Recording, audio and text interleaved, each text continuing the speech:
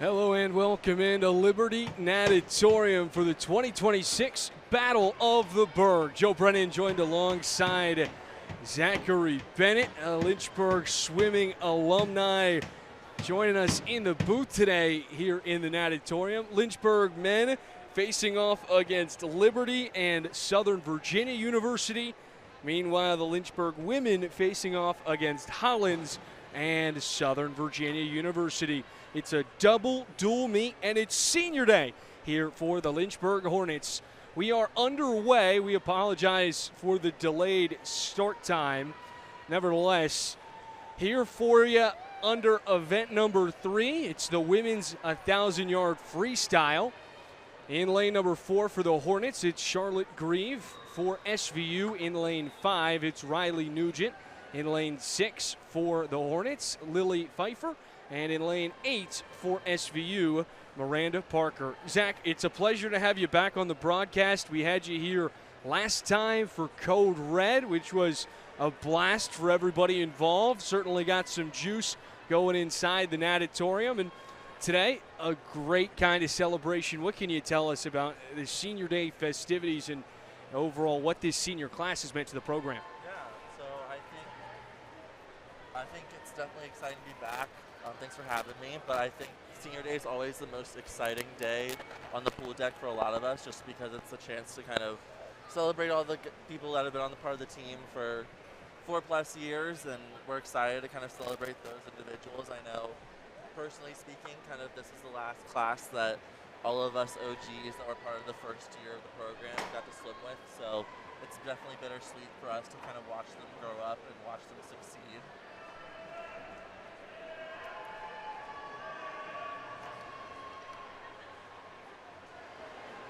Well, certainly a whole lot of fun festivities going on to get started today. You got the streamers, the balloons all around town. You have cardboard cutout fat heads. I mean, this group certainly knows how to throw a good party. Oh, yeah. And I will say that's also part of, we have a great support from all of our parents of our swimmers. I know they get really excited to watch us at every meet and get really to show up and be proud to represent Lynchburg and have a lot of fun time, even up away from the pool deck, up in the stands. Absolutely. Well, today, as I mentioned, we're in event 3 this evening. We got a total of 28 events. The senior day ceremony for Lynchburg will go on at the very end. We will keep the broadcast running for you parents and grandparents at home that would like to listen in. We'll step aside and let the crowd mic take over and have our PA announcer walk you through the long list of accomplishments that this group has conquered over their Lynchburg tenure.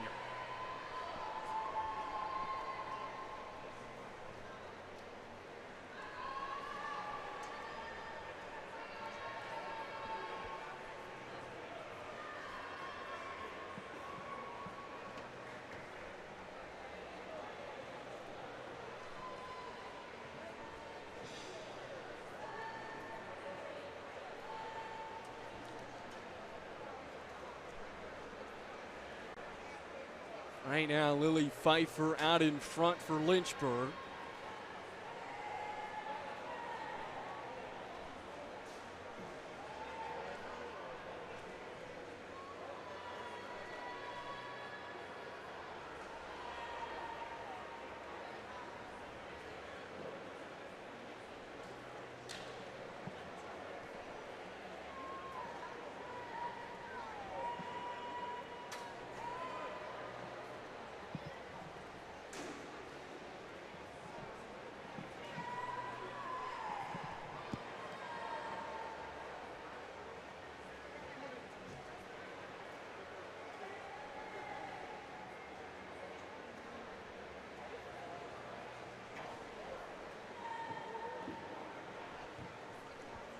Lynchburg women coming into this meet with a record of 2-3 on the season.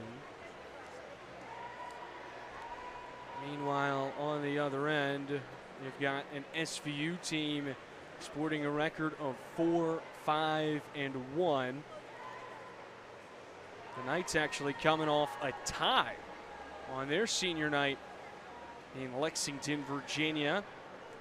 121 to 121 against the Roanoke Maroons, a team that is quite familiar with the Old Dominion Athletic Conference. SVU has competed against Sweetbriar, Hollins, Bridgewater, W&L. The list goes on and on.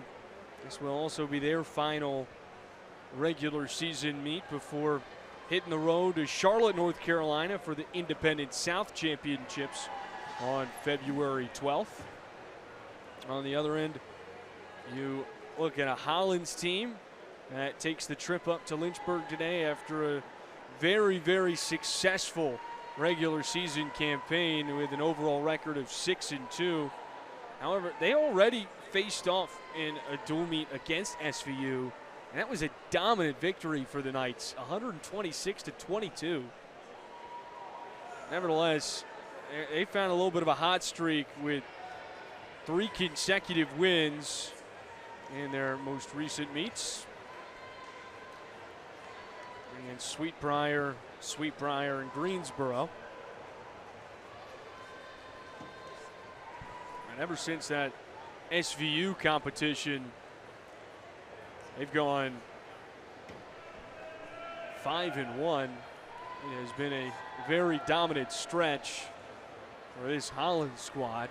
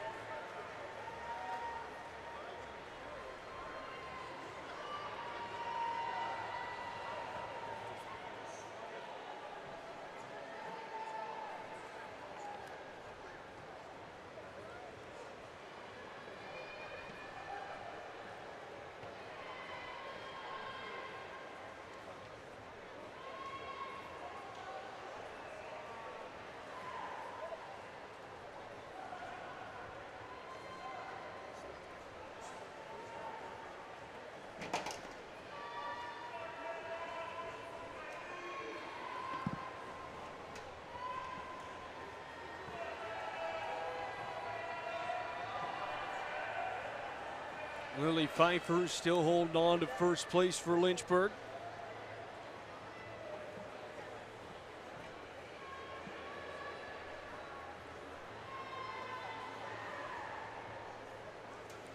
Pfeiffer has the top Hornet time this season, which was set back at the Cadet Invitational at a time of 11:38:31.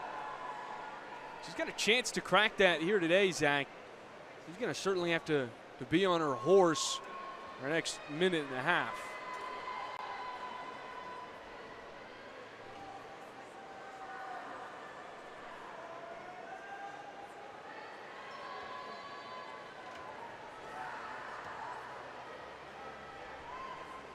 You know, Joe, the counter seems to be kind of giving it everything she has in terms of shaking it up and down. I mean, she's probably doing really well with her pace, so it's looking to be a really good time for her. There's the bell, just over 10 and a half.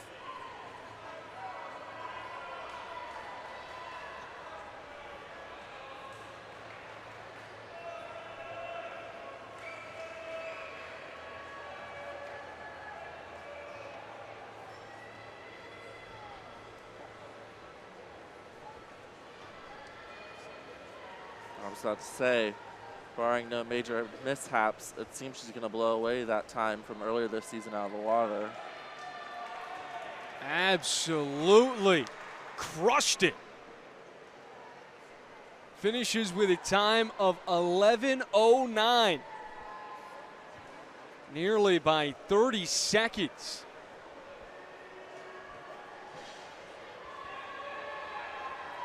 Just about a 29-second improvement for Lily Pfeiffer.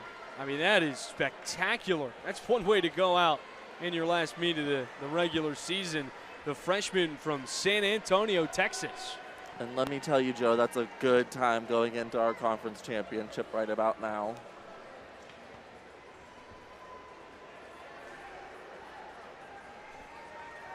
Charlotte Grieve, the junior out of Springfield, Virginia, with his second place finish for Lynchburg with a time of 11:39.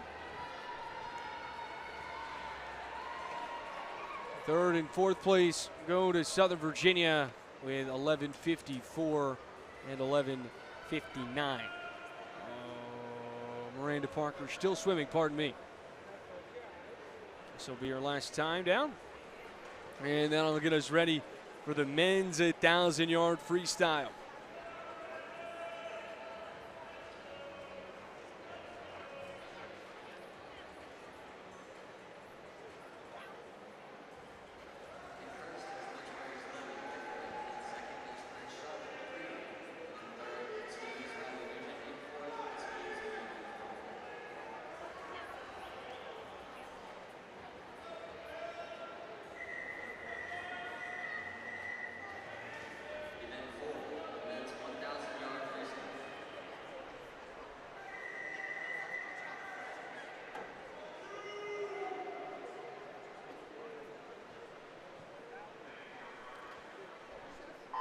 And we're off the blocks and into the water. In lane 2 for LU, it's Benjamin Bizot.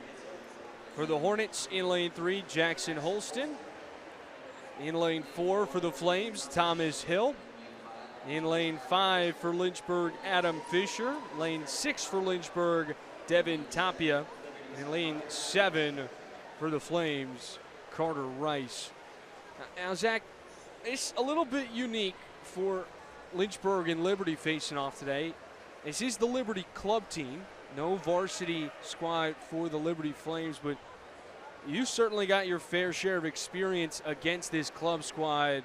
How does that competition stack up to what you guys normally see on a weekly basis in the conference? Yeah, no, they're definitely, I will say, for a club team, they're pretty darn good. I know kind of nationally level-wise in terms of club teams across the country, they place pretty consistently in the top 3 on the men's side at club nationals. But I will say they really, despite being a club team, they still train just as hard as every other D1, 2, or 3 team in the country. I know they're here at practice every day just like the rest of us. I know they lift every day just like the rest of teams. But they're definitely a lot of fun to race just because you never know what it's going to kind of expect when we're swimming against them. I know every year, especially that first dual meet that we have against them, that's kind of an exhibition meet to see where everyone's at.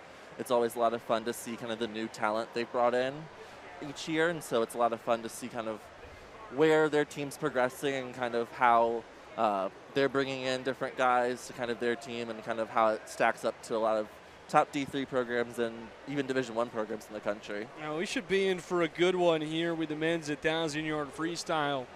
The top 2 times this season for each respective squad are from Jackson Holston and Thomas Hill. Holston in lane 3, Hill in lane 4. Holston, best time of 9:54.93 at the Cadet Invitational. Hill at the CCS Eastern Regional Champions, just 4 seconds ahead at 9:50. Those two quite on par with one another, and that's the way it shook out thus far. Holston ahead of Hill in first and second place by 4 seconds. Yeah, and I will say, watching Holston's stroke right now, he's looking really good.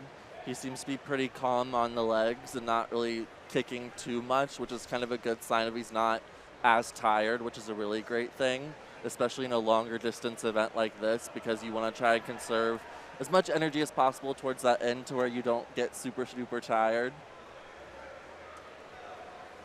Well, we've got a second or 6 minutes with the remainder of the 1,000 free. Let's highlight some of these seniors for Lynchburg this season. Just as Zach mentioned, they've done so much for this program. On the women's side, Reagan Leach, Caroline Murata, Caitlin Moore, Sophia Shore.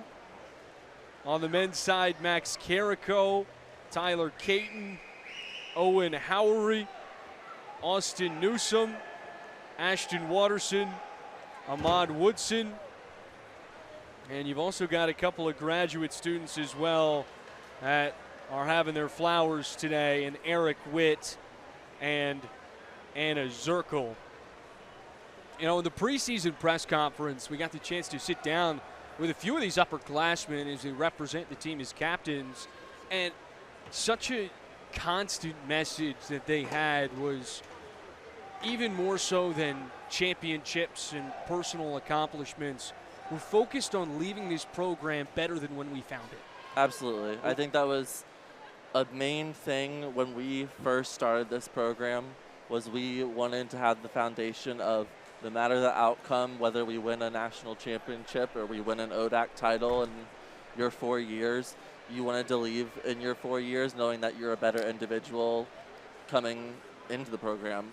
And so I think that just kind of goes to show the culture that the team has and kind of how it's progressed from year to year. And I will say each and every one of those seniors have definitely really matured and progressed in their 4 years, and it's a lot of fun to kind of see how they've evolved in their 4 years at the university and on the team, but also just kind of exciting to hear what they plan to do in the future. I know I was talking to a couple of them recently and kind of hearing their plans post-grad. I know some of them have some jobs already in talks. I know some of them plan on going to grad school, so it's definitely bittersweet to kind of watch them grow up and progress.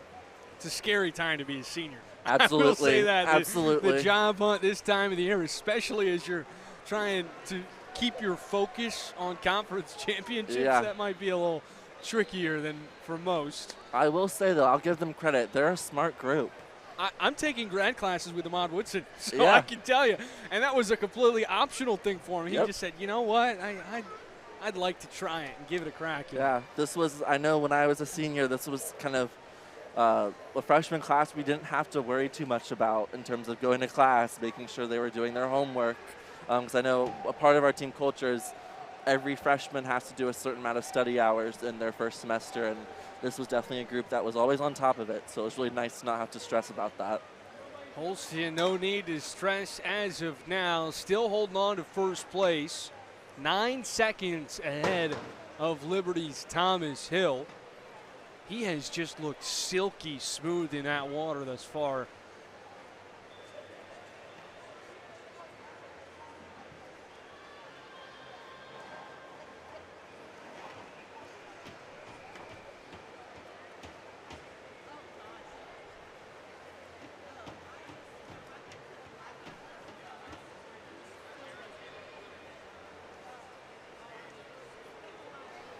Now, Zach, last time we were here, it was a dual meet between the Lynchburg Hornets and Mary Washington, both on the men's and the women's side. Today, a double dual meet. How does that change the overall feeling of a meet when you've got more parties involved?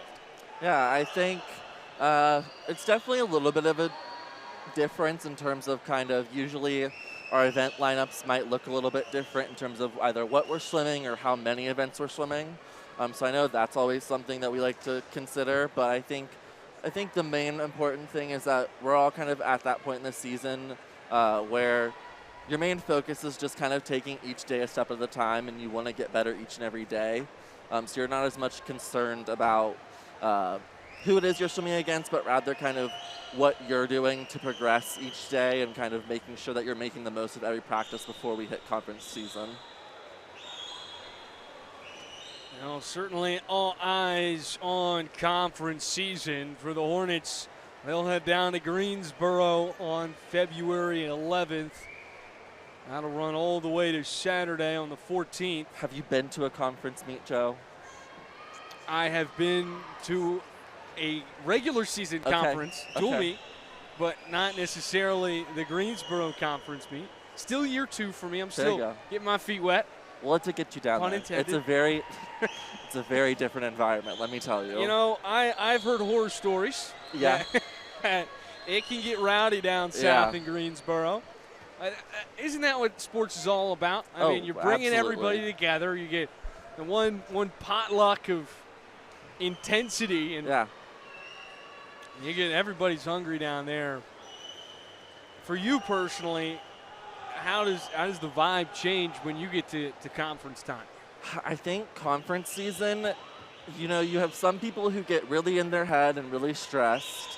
just because they want to perform the best and they want to hit in certain times. Some people have a lot of pressure, swimming extra relays, so it really just depends on the swimmer. But I know personally speaking, I loved conference season because every swimmer loves the word taper. So usually about 2 weeks out from conference championships, what we'll do is during practice, basically we'll start resting more. We'll get longer intervals. We'll get some time to do kind of different type of practices where we're doing different practice swims where we'll do longer intervals and make sure that we're getting a lot of extra rest so we're fresh and kind of as prepared as possible for the first day of conferences. And for those who don't know at home, taper, to diminish or reduce in thickness towards one end. No, taper is the golden world in the world of swimming.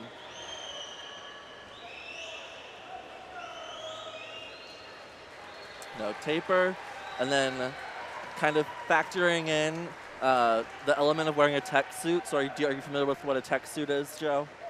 Yeah, but why don't you just tell me anyway for fun? Yeah, so a tech suit is basically, it is a suit that is extremely tight. Usually swimmers get a size that is like a size or two smaller than their actual practice suit. But the premise of them is so they're extremely tight to where they try and limit as much resistance in the water as possible, but a lot of them have kind of water resistance elements to it as well. But I know, personally speaking, I think my mind just shifted when I got to wear a tech suit, so it was always really exciting to get those on, and usually a lot of swimmers perform a lot faster with them too. How about the finish from Jackson Holston, by the way? A personal best, 9:47.01, beats his top time by 7 seconds. Fresh off a conference player of the week, or swimmer of the week, if you will.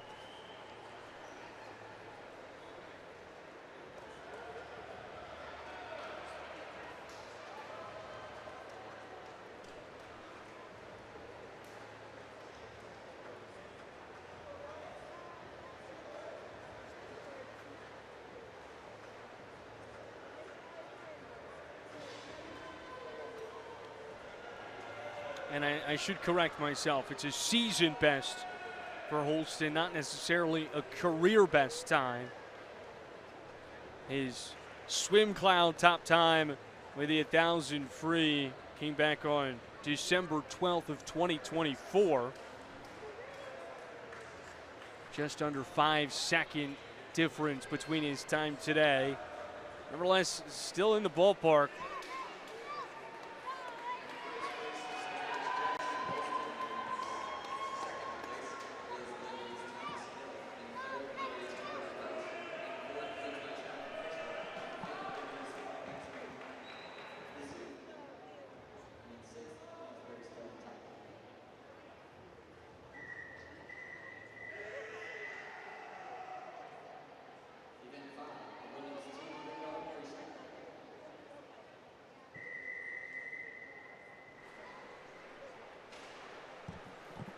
That will take us now to the women's 200-yard freestyle.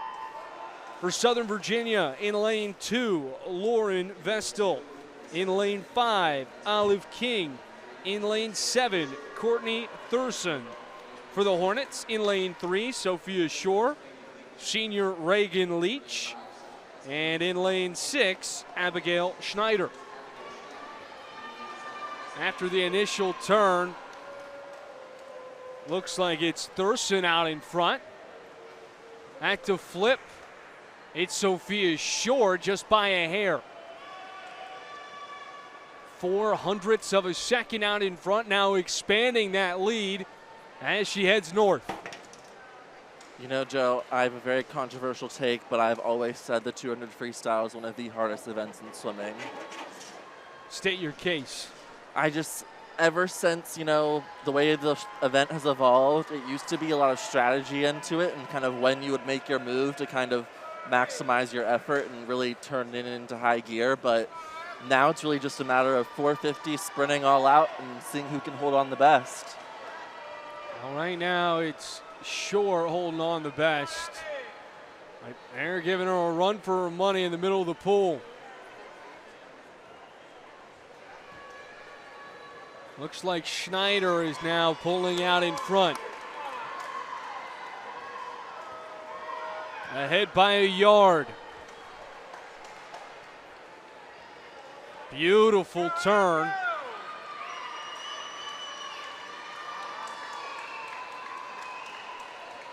Right now feels like a 4-horse race between lanes 3 and 6.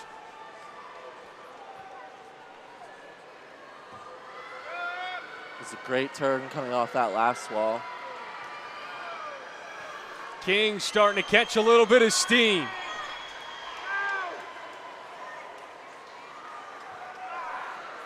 At the wall, it's King. What a finish. Olive King takes home first after a beautiful burnout. Jumps ahead of Schneider, who sits in second. Sophia Shore in third. Reagan Leach takes fourth. Courtney Thurston in fifth. Great time by all those ladies as well.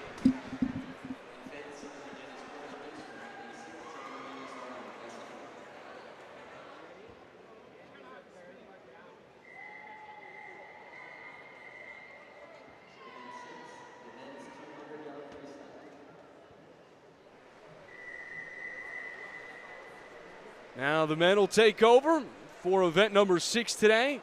A 200-yard freestyle in lane 2 for Lynchburg. It's Ahmad Woodson in lane 3. Franco Gastaldi Fawcett. In lane 6, Andrew Fiore. And in lane 8, Wyatt Dacus. For Southern Virginia, just one swimmer in lane 5 in Sam Deering. For the Flames, in lane 1, it's Byron Long. In lane 4, it's Whitman Brown. And in lane 7, it's Judah Frolic.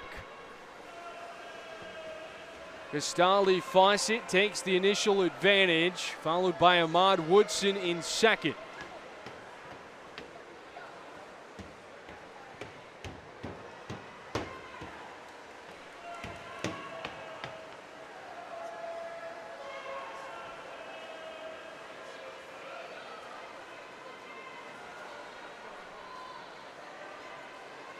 Whitman Brown jumps ahead in first place. Fawcett down to second and Woodson in third. Whitman Brown with a strategic effort here. Now really pushing that water.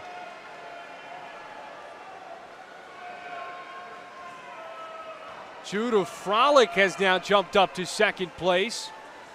Fawcett in third. Fiore in fourth. Very different strategies across the board, lanes 1 through 8. You see the Liberty duo really came off to a slower start and started to fill up that tank with gas as this race moved along, and it seemed to pay off pretty well. Liberty takes home first with Brown, second with Frolic, third goes to the Hornets with Gastaldi Fawcett, and fourth to Ahmad Woodson. I will say, though, it's a great job by all 4 of those top 4 guys getting under 150, especially at this point in the season.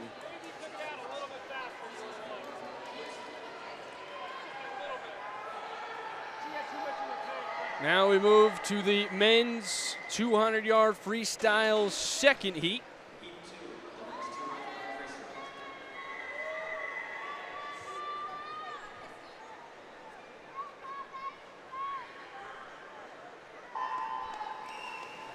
Charlie Houston for the Flames in lane 4, accompanied by Alex Sandoval in lane 7.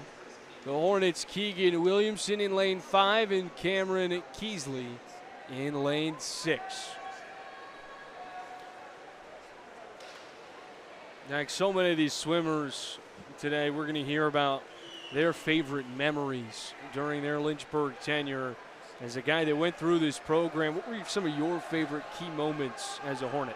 I think probably one you're going to hear a lot is our annual training trip. Just kind of, we're having upwards of 10 practices within the span of however many days, and it's definitely a lot of fun being back on campus early too before classes start and getting a lot closer as a team. But I know my personal favorite were some of the sets that we did and kind of just the atmosphere on the pool deck on a random Wednesday afternoon when we're all really tired from class and really tired from weights, but we kind of get the music cranking and have a lot of fun still, even though we're all extremely exhausted. But I know it's just one thing that we kind of pride ourselves, like I said, back at that culture moment of just kind of what really established a team was no matter what, we wanted to have fun.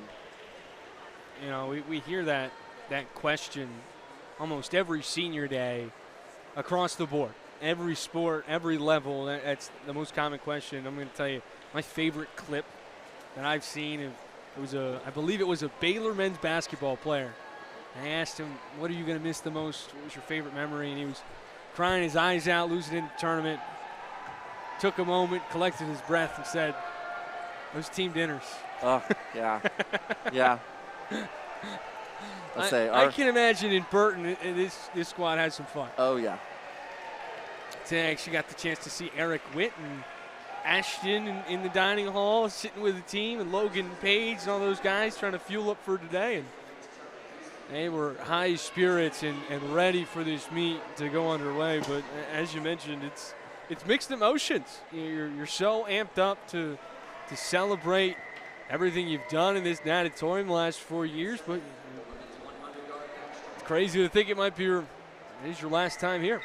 With that, we'll move to the women's 100-yard breaststroke for Lynchburg. In lane 1, it's Rylan Gilbert. In lane 2, Caitlin Moore. In lane 3, Lily Pfeiffer. Lane 4, Eliza Fleener. Lane 6, Sienna Schmeck. Lane 7, Riley Champagne. In lane 8, Sampras Takas. 2 SVU swimmers in this event. In lane 5, Kate Black. And in lane 8, Kate Holm. Couple of Kates and a handful of Hornets. You know, Joe, one of my favorite memories of my senior day, as well as just any of the senior days we have, is Brad has the tradition of each senior gets to pick one event that they want to do. And I know some of us take that a little bit more fun. And so I think when I did it, I got to do the 50 free as like an exhibition event, but some of us get to do an event that we haven't swam in a really long time, and it creates a lot of fun rivalries on the team that week for practice. Just getting to see some people that may race it every single meet against some people who don't ever get to do it but one time in their career. So it creates a lot of fun environments in the practice too.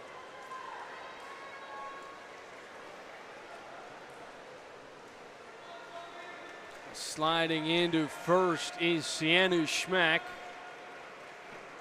In second place, it'll be Fleener. Third goes to the Knights' Kate Black. And fourth place finish for Lily Pfeiffer.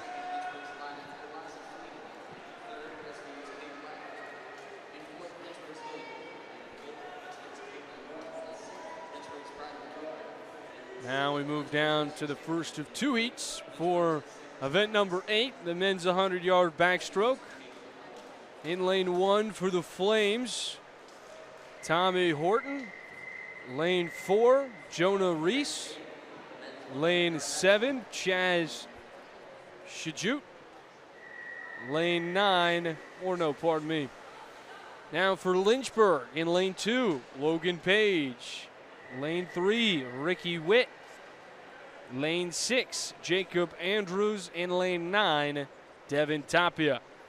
For Southern Virginia, lane 5, Caleb Dixon. And in lane 8, Brock Welling.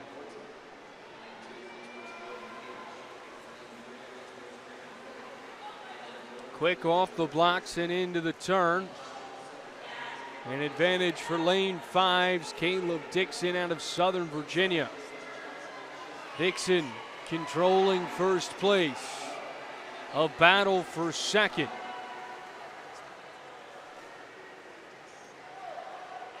Through 50 yards, it's Southern Virginia in first and second. Lynchburg in third.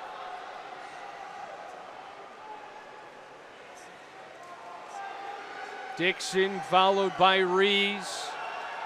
Jacob Andrews getting into the mix. Dixon trying to keep him at bay. And he will.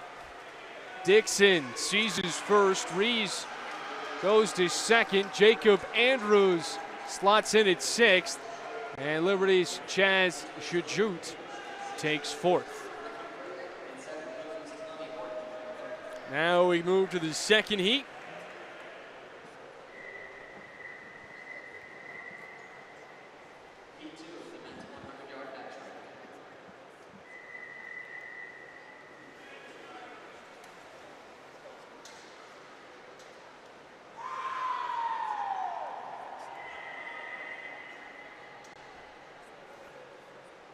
For Liberty in lane 2, it's Evan Chestnut. Lane 4, Aaron Sandoval. And lane 5, Jeffrey Surley. The Hornets in lane 3, represented by Luke Gonzalez.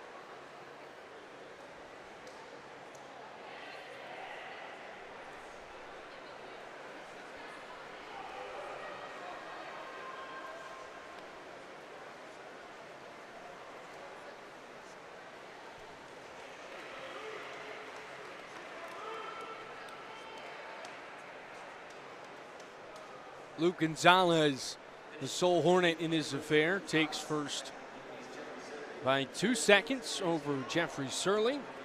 Aaron Soval in third and Chestnut in fourth. Now to the women's 100-yard breaststroke. In lane 2 for Lynchburg, Caroline Marietta. In lane 4, Abigail Schneider. In lane 5, Gracie Mowen. In lane 7, Anna Zirkel. And in lane 8, Morgan Jenkins. 2 Knights. In lane 3, Maggie Teeples. And in lane 6, Emily LeSue. A nice get off in lane 5 from Gracie Mowen.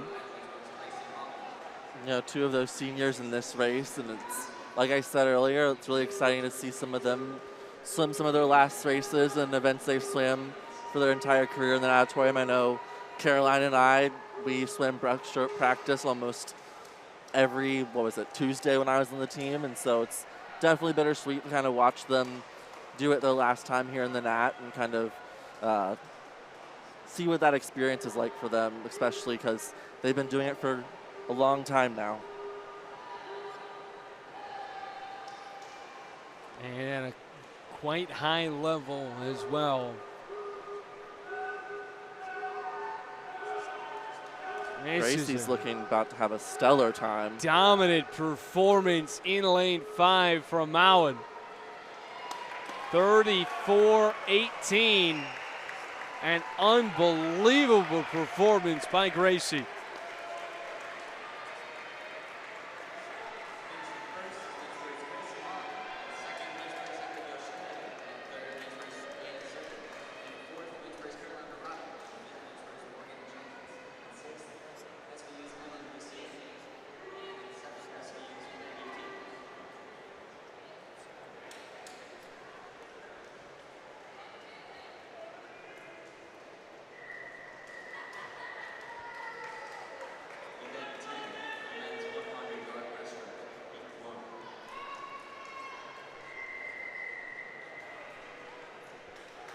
I'm seeing the best time that she had was 1:04.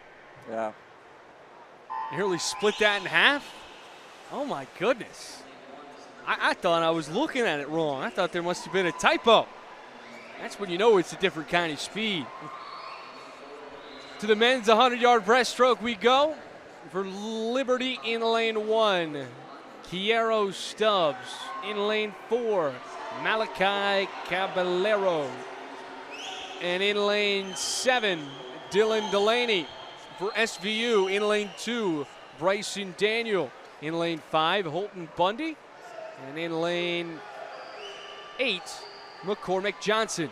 For the Hornets, in lane 3, the speedster in Jackson Holston. In lane 6, Ryan Bambrick. And in lane 9, Owen Howery.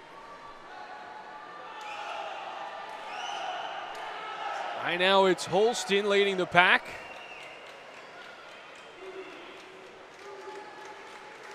And it's Holston taking home first place. Caballero slides into second. And Liberty takes another spot on the podium in third with Dylan Delaney. Fourth place rounds out the order with Ryan Bambrick.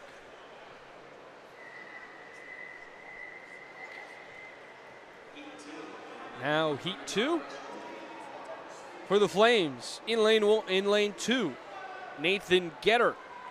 In lane 5, Ethan Warner. In lane 7, Sadler Stewart. For the Hornets, in lane 3, Tyler Caton. Is he going back-to-back? He is, my friend. How about that? You know, like I mentioned earlier, oh we always get goodness. to pick as a senior one event we get How to do, and about that? I think this is one event. Ashton Watterson in lane 4 and Austin Newsom in lane 6. That's unbelievable. Back-to-back, 100-yard breaststroke.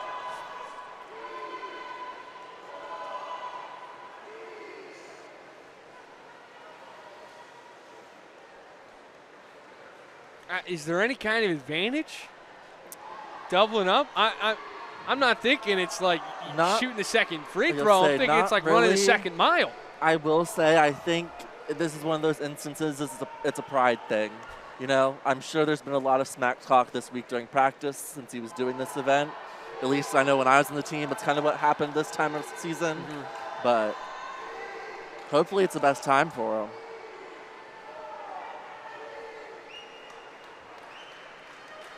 Well, Caton takes home second, a time of 33:53. It's a round of applause from the Lynchburg sideline. Sadler Stewart in first with a time at 33:35. Flames take first, third, and fourth. Lynchburg with first and fifth. Now the women's 200-yard butterfly for event number 11 this evening. A pair of Hornets and a pair of Knights. Lynchburg even numbers in Lindsay Hanks and Charlotte Grieve. In lane 5 for SVU, Emma Chamberlain. And in lane 7, Audrey Drennan. How about that? We've got Brennan as the last name. I don't think I've ever seen a Drennan before.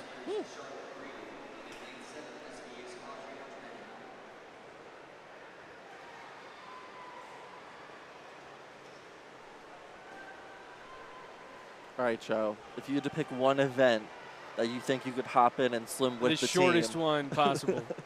The good old 53, the splash and dash? Probably. But I feel like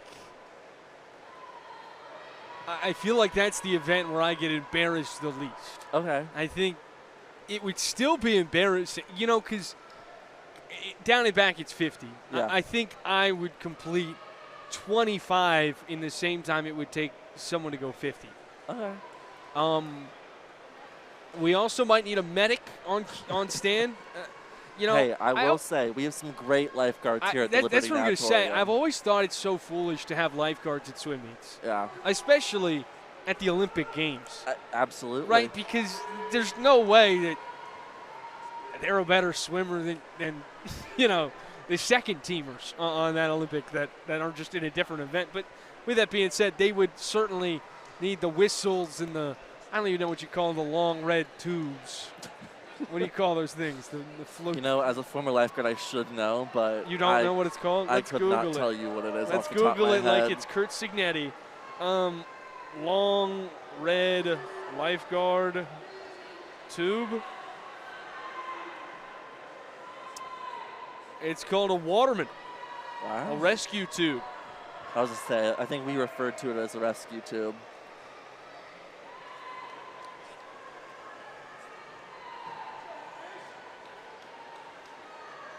Charlotte and Lindsay are having a real battle for first and second.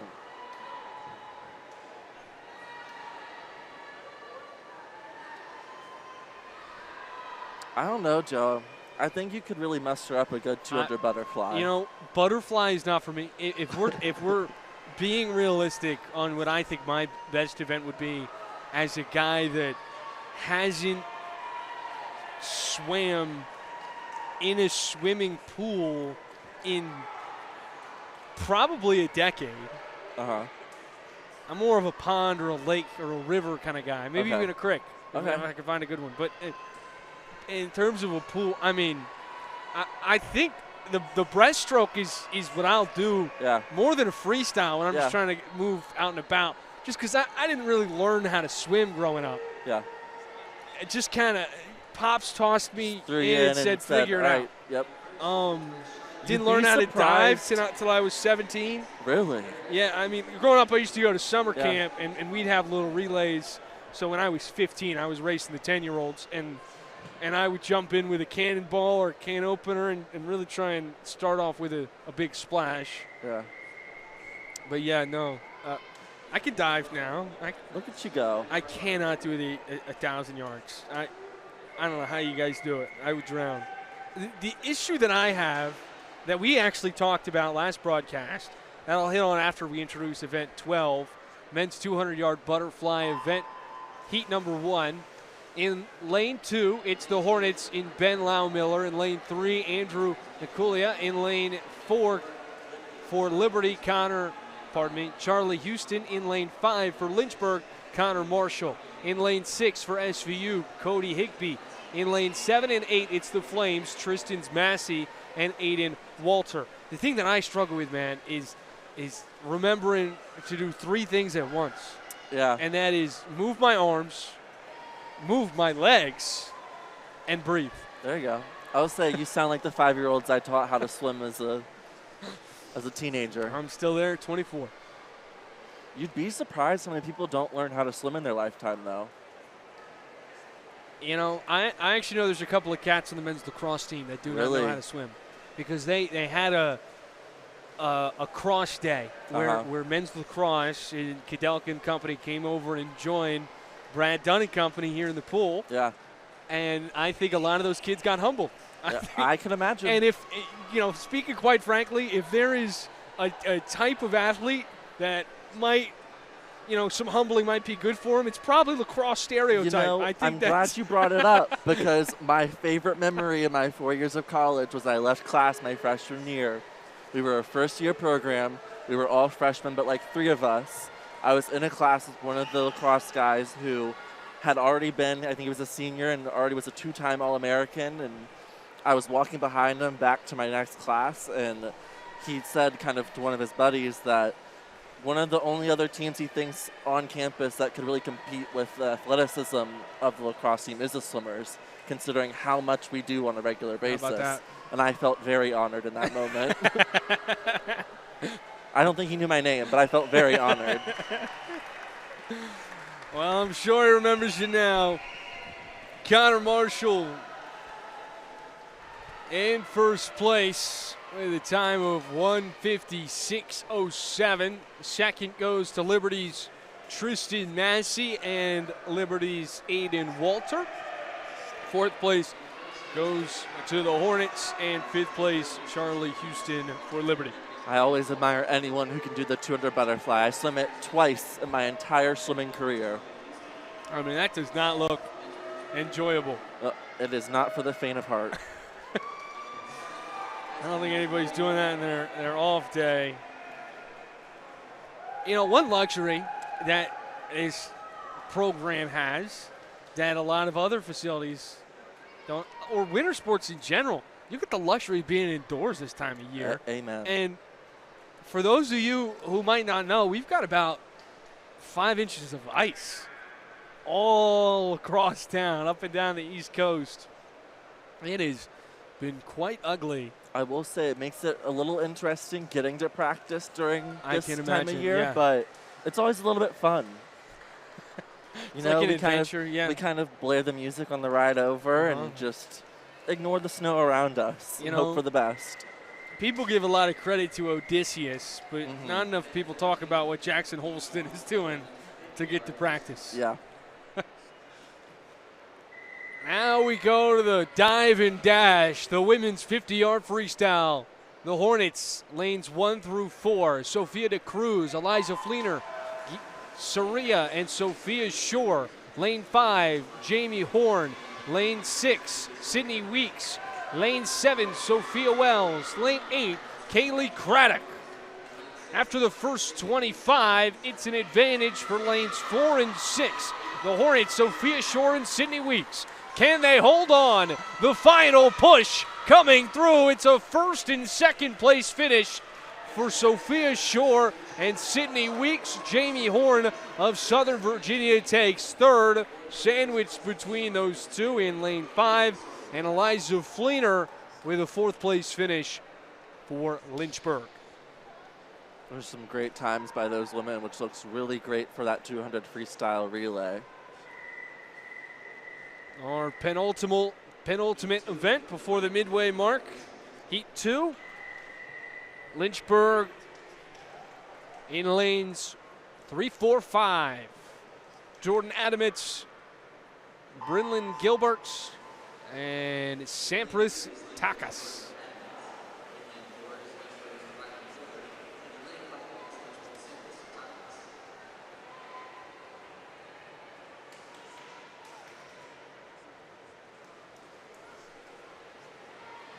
Gilbert out in front.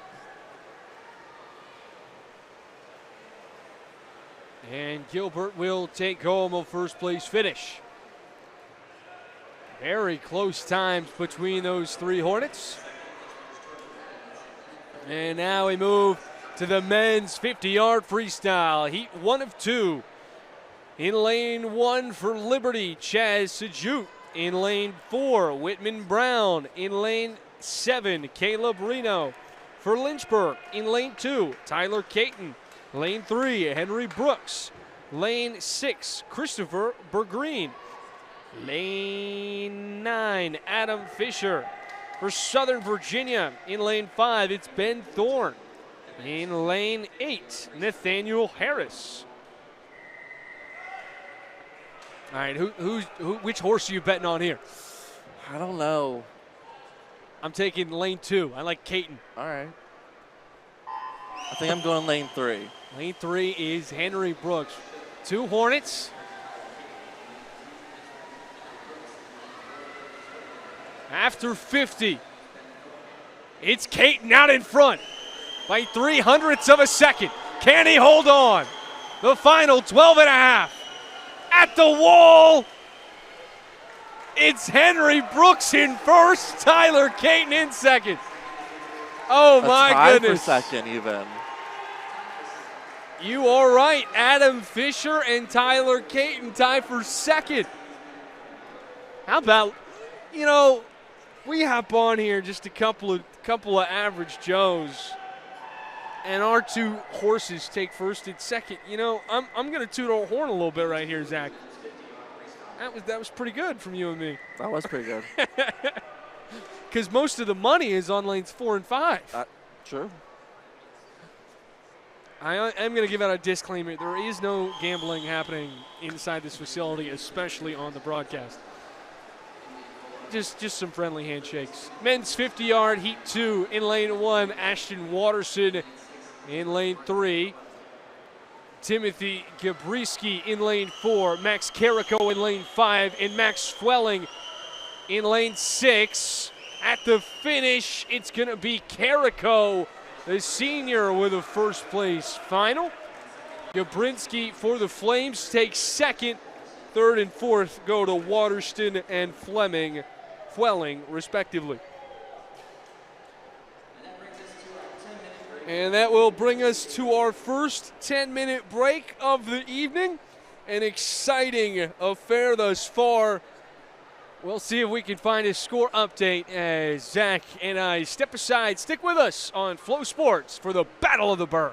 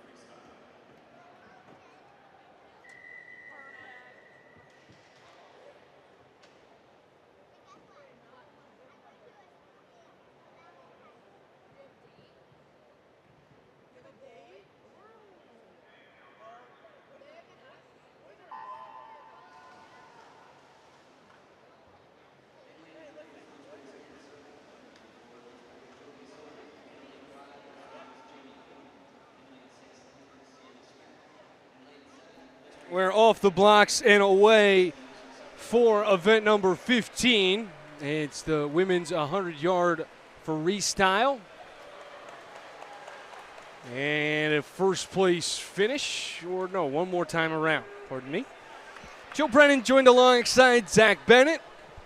Lynchburg's men's squad taking on Southern Virginia and Liberty's men's club team. The women against SVU as well. We mentioned at the top of the broadcast it was a double dual meet. However, we thought it was a little odd we didn't see any green in the pool or around the pool deck. And during the intermission, we got the chance to run down there while we were getting our score update and talk to Brad Dunn as Sienna Schmeck takes home first place with a time of 55.83. A second place finish for SVU's Jamie Horn at 56.63. Sharia of Lynchburg takes third with a time of 57.05, and Zirkel in fourth at 58.88. But Hollins is not here. They could not make the trip up, as Zach and I were talking about weather conditions. That played a factor in them coming up to the Burg. So just essentially a dual meet today for Lynchburg's women's squad. They hold a 96-33 advantage over the Knights of Southern Virginia. On the men's side, Lynchburg with a 103 advantage, a 103-23 advantage over the Knights. And Hornets over the Flames in the men's category as well, 74-57. Liberty's club team 99 to Southern Virginia's 27. So a sweep across the board right now for the Lynchburg Hornets. With the men's 100-yard freestyle.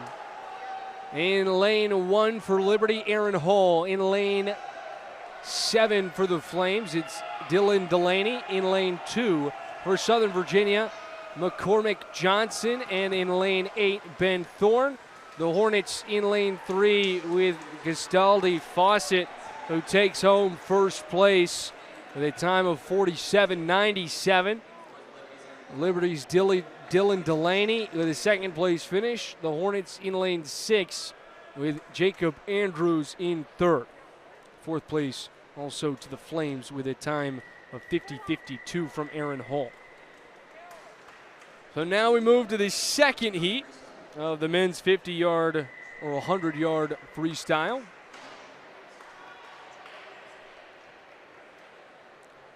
In lane 2 for the Hornets, Devin Tapia. In lane 3, Ahmad Woodson. In lane 5, Logan Page. In lane 6, Thomas Olson. And in lane 7, Valor Barreto Della Salvia. That's a mouthful. Then in lane 4 for the Liberty Flames, Evan Chestnut. Zach, we talked a little bit about that scorecard and what we've seen thus far through the 4 respective competitions. What's really stood out to you? I think that score against the Liberty men's club team, honestly, that's a pretty decent score for us. I know one thing we always were so excited to, especially the beginning of the season, is kind of seeing where we scored out with them. But I know kind of being in front of them right now, that's actually pretty good kind of tell of where the guys are at in the season. Looking forward to conferences and kind of seeing what we're able to produce. Lynchburg will add to their advantage with a first place finish from Thomas Olson and a tie from Ahmad Woodson and Logan Page at 50-11. Fourth place goes to Tapia and fifth to Salvia Barreto de Lavia.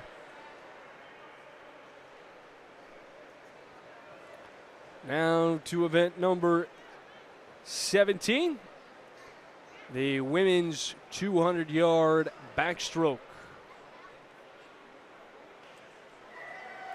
In lane 5 and 8 for SVU, Kate Black and Kate Holm. In lane 6 and 7 for the Hornets, Lindsay Hanks and Sophia De Cruz.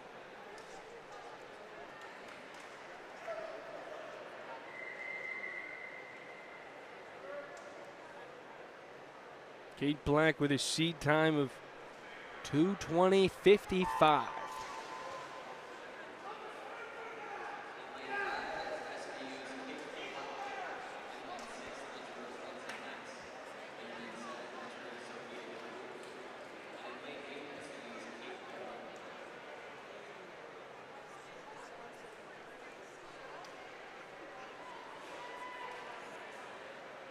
I don't know, Joe. We were talking during the break, but I think you could do some backstroke as well. Nope.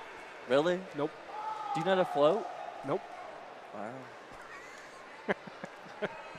I am not one with the water, I promise you.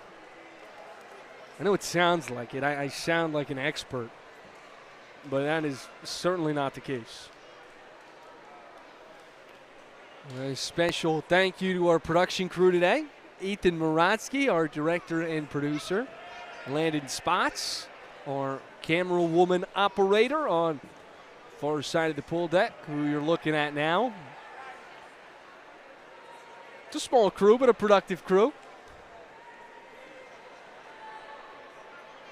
Let me tell you, us swimmers, we appreciate it too. Hey, man, we're happy to be here. It's hard to get people at this facility.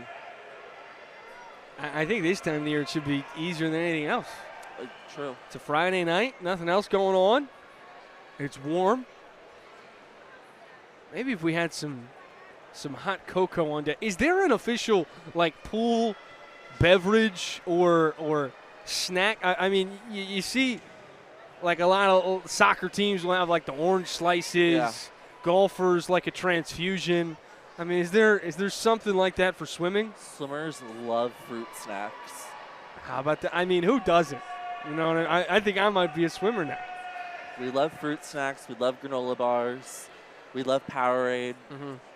I will say my personal favorite was always the fruit snacks. Fruit snacks, yeah. Is there a certain brand? Honestly, I'll take what I can get. This is an opportunity for a sponsorship now. If you're Welch's, Welch's is listening always a in, personal you know what I mean? fave. Maybe the Scooby-Doo. That was a childhood fave. Yeah.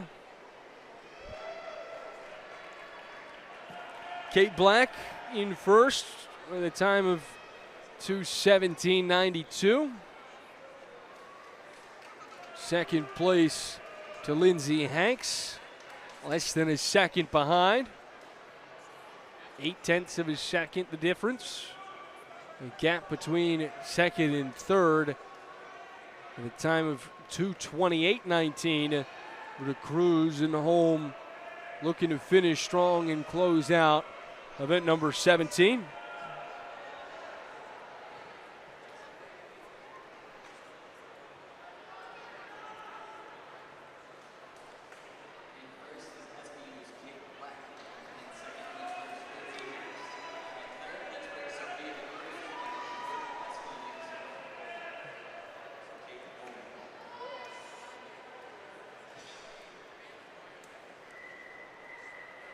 All 8 lanes filled for the men's 200-yard backstroke. For the Flames in lane 1, Surley. Lane 4, Rees. Lane 7, Horton. For Southern Virginia in lane 5, it's Dixon. In lane 8, Welling. For the Hornets in lane 2, Williamson. In lane 3, Laumiller. In lane 6, Brooks.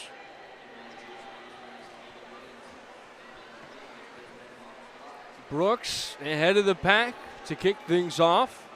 Side by side with Dixon. How about the underwater release right there from Henry Brooks, Zach? Gave him a little bit more separation. We'll see if he can recreate the magic. But this time it's actually a strong push-off initially from Dixon, but once again, Brooks doing a great job of just staying underwater for about 12 and a half plus. And let me tell you, that is a hard skill to accomplish. Swimmers spend countless practices working on their underwaters.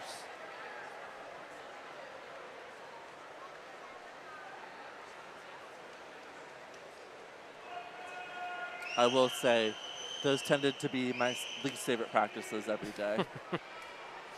I can imagine. As someone who was a distance swimmer who... Probably the less oxygen, the Yeah. less enjoyable. Yeah. Brooks Nothing like doing a sport getting told not to breathe. turning his slight lead into a commanding advantage by a whole body. Out in front by over 2 seconds. Liberty's Jonah Rees and Southern Virginia's Kalo Dixon neck and neck for second and third. Now Rees starting to pull away after Dixon initially was fighting for first. Now is falling all the way back to third. And a first place finish for Henry Brooks. Jonah Rees takes second. Dixon slots into third. And a fourth place finish for Ben Laumiller. And Keegan Williamson rounds out the order in fifth.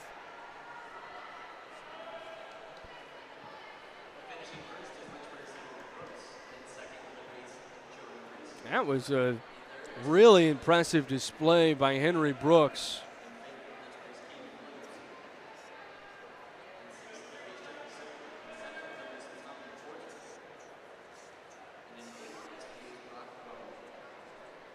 We will continue to move along. Event 19, heat 1 of 1, women's 200-yard breaststroke. For Southern Virginia, the odd lanes. In 3, Maggie Teeples. Lane 5, Miranda Parker. Lane 7, Courtney Thurston. For the Hornets, lane 4 and 6, Caroline Murata. And Jordan Adamets in lane 6.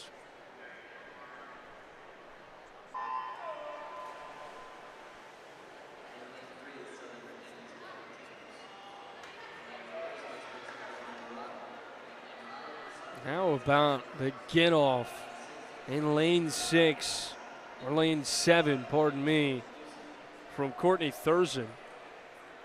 She almost went 3/4 of the length of the pool underwater. Submerged.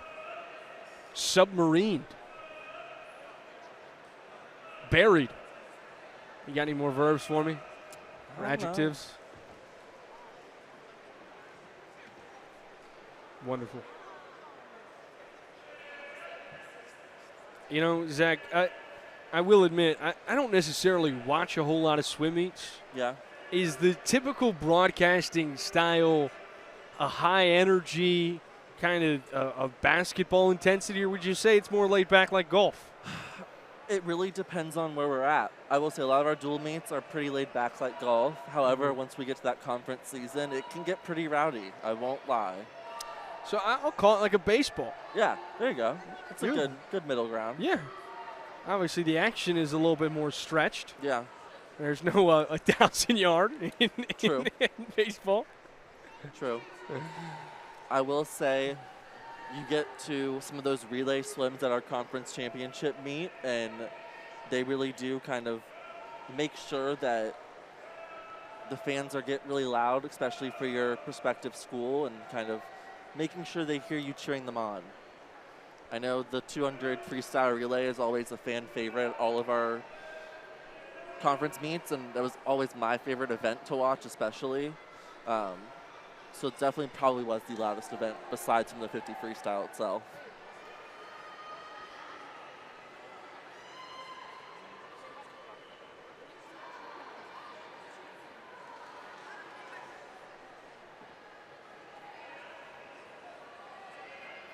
Well, Murata is actually being escorted out of the pool right now. Unsure exactly what went on in the water, but she will not finish this race. Hope everything's okay down low.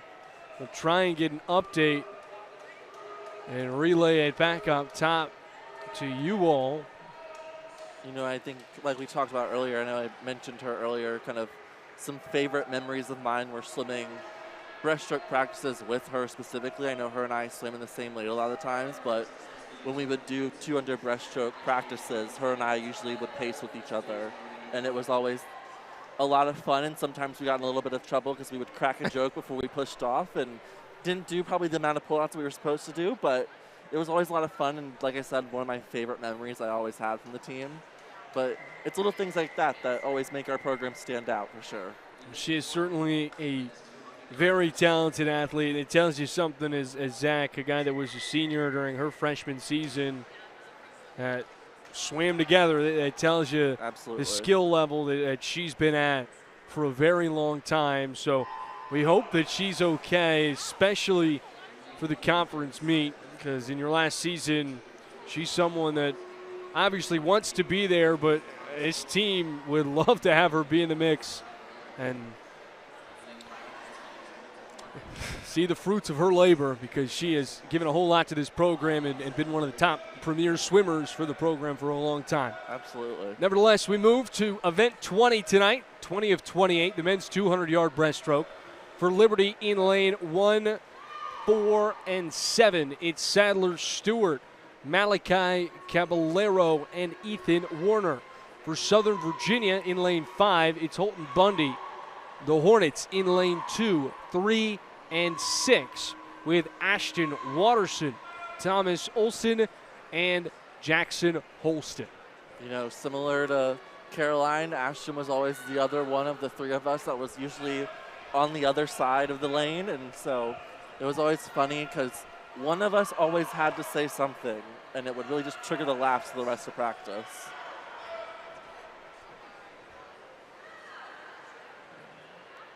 Right now, no jokes from Jackson Holston, out in first place, taking care of business.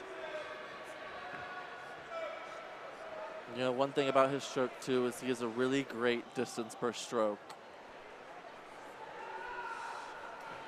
One of the hardest things to do in the 200 breaststroke is really minimizing your effort early on in the race to where you're not overdoing it, but you're still being efficient in the water.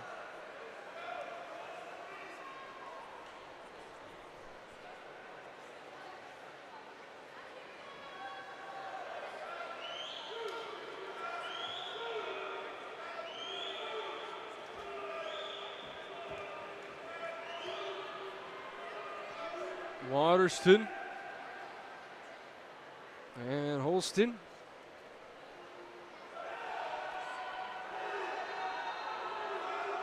All right, the final stretch.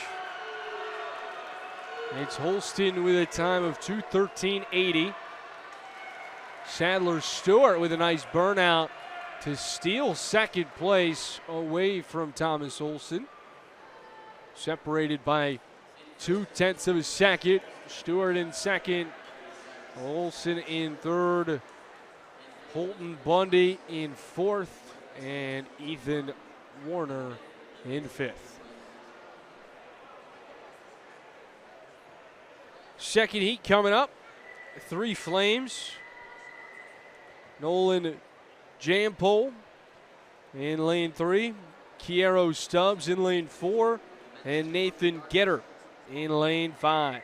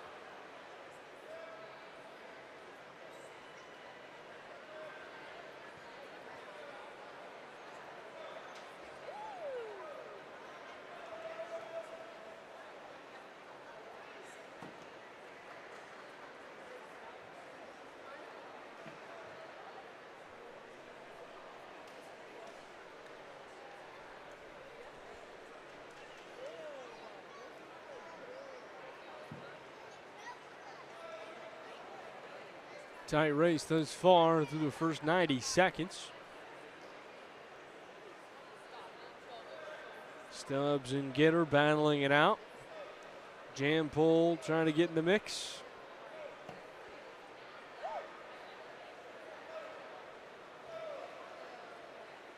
One more time. Nice release from Stubbs.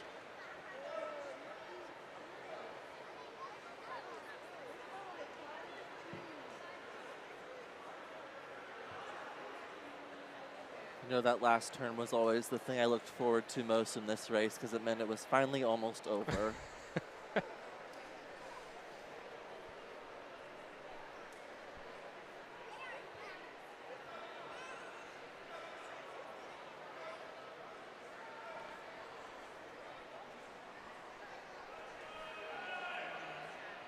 Getter takes first.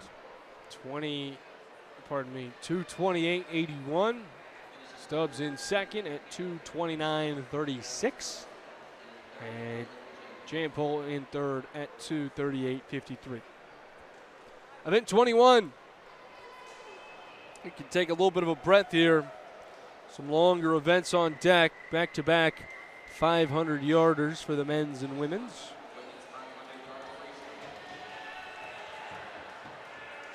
Hey, as someone who's swam this event regularly, it certainly didn't feel like taking a deep breath. Yeah, more so for us rather than them. For the Hornets in lane 2, it's Craddock. Lane 3 is Malha. In lane 6 is Weeks. In lane 8 is Fleener. For the Knights, lane 3, Nugent. Lane 5, King. Lane 7, Lesu. You know, Joe, my senior day, that was the last time I ever swam the 1,000, and as soon as I got out of the pool, I almost cried tears of joy, knowing that I never would have to do it again.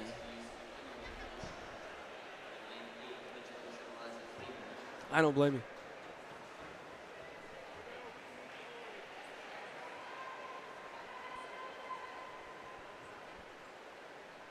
Now, you know what I think you could do really well? I think you'd be a great counter. I don't. Really? No. Why? I'm not great at math. Okay.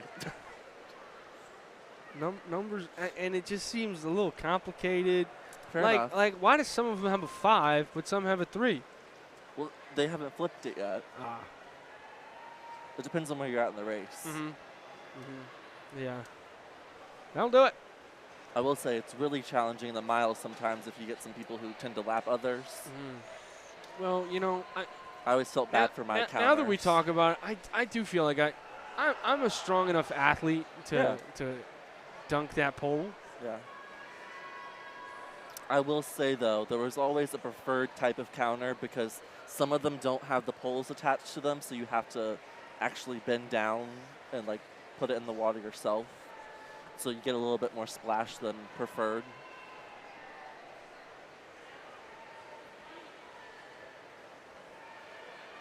Right now, they're just cruising. They got Sydney Weeks in lane 6 in control, followed by Gracie Malha in lane 4. Those two separated by a 2.5 seconds. You know, I could be wrong, but I don't believe Sydney's done the 500 at all this year, so it'll be interesting to see what time she goes. Same with Gracie.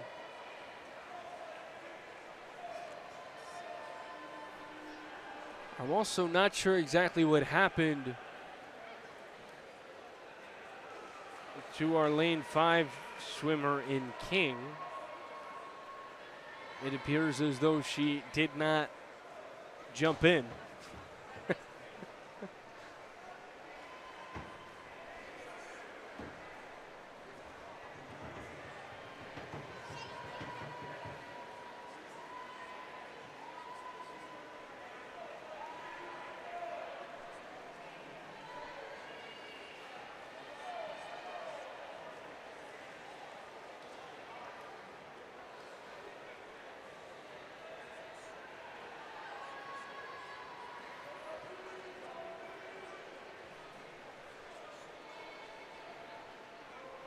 A great showing from Lynchburg faithful today.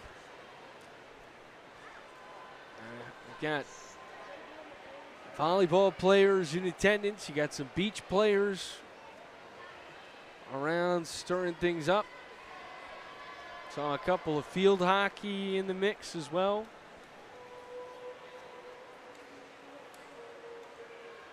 I will say I'm a very big fan of the fat heads. It's a lot of fun. At some point, it'd be great if we could try and catch one of those in the crowd.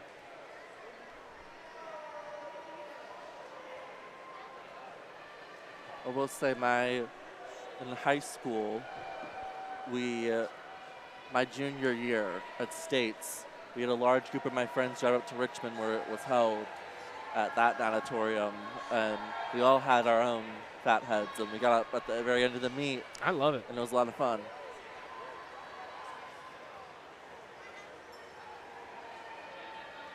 It's always really interesting, though, what kind of picture they're going to use for that.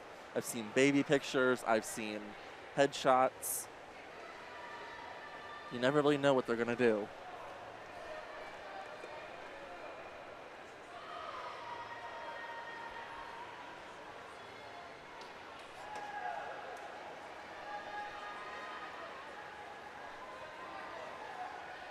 Actually, Joe, I think I found your specialty. I think you'd make a great bell ringer. You're exactly right. Right on cue. There's the bell. Sydney Weeks in first. 5 minutes on the dot. Noghan in second. 4 seconds behind.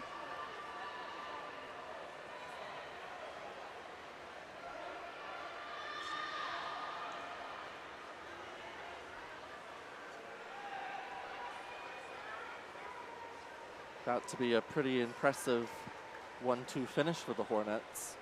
And it's a first place finish for Weeks. 5:31.25 now in second, and Craddock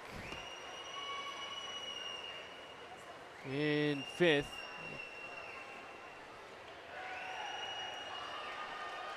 Fleener in third. 5:47.51.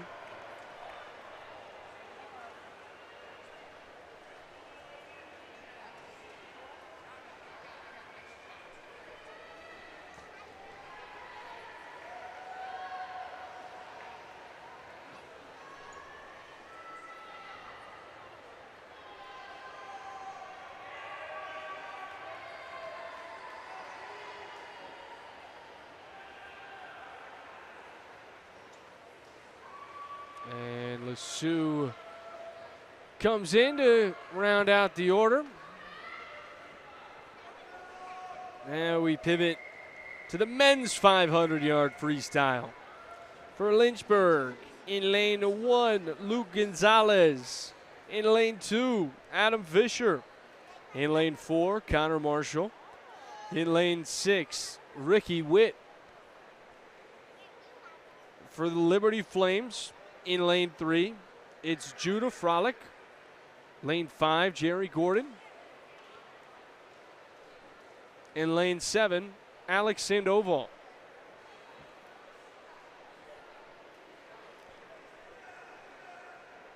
And once again, it seems as though I may have jumped the gun. Jerry Gordon is not lined up on the blocks. Or no, Connor Marshall is not. Connor Marshall moved to lane 5. Lane 4 is empty. But Jerry Gordon is not swimming for Liberty.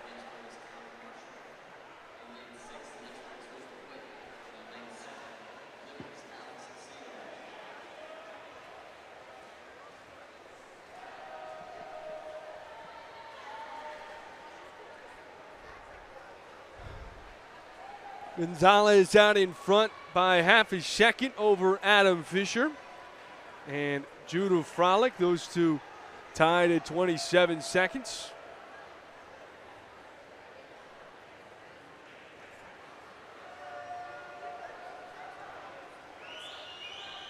You know, I know it's an unpopular opinion watching the distance events, but it's always some of my favorite faces to watch.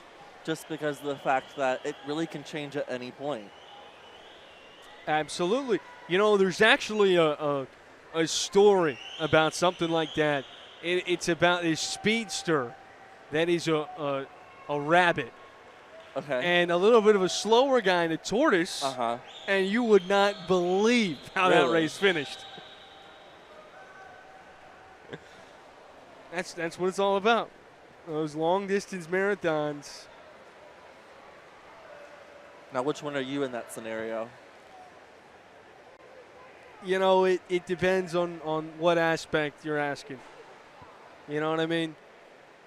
Because in some regards, it takes me a while. But in other instances, I could finish fast.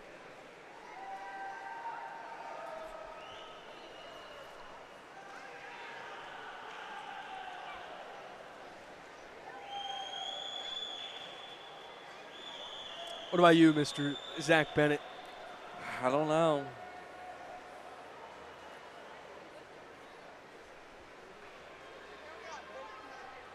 I will say, in terms of finishing fast, this race certainly flies by compared to the men's race versus the women's race.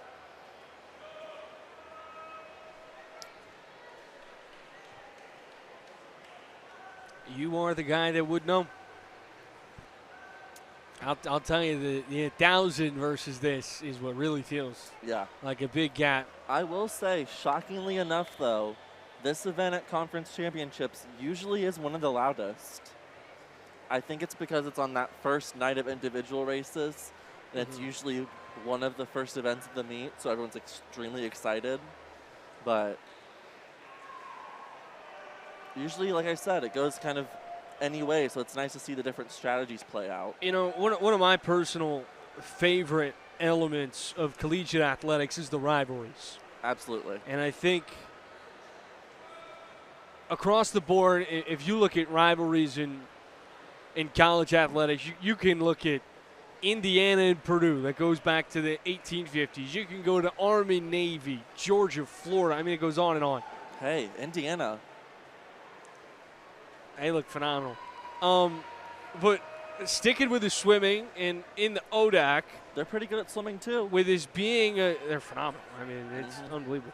But with the ODAC and Lynchburg being a relatively new program, how have you seen those conference rivalries evolve over the last half decade or so?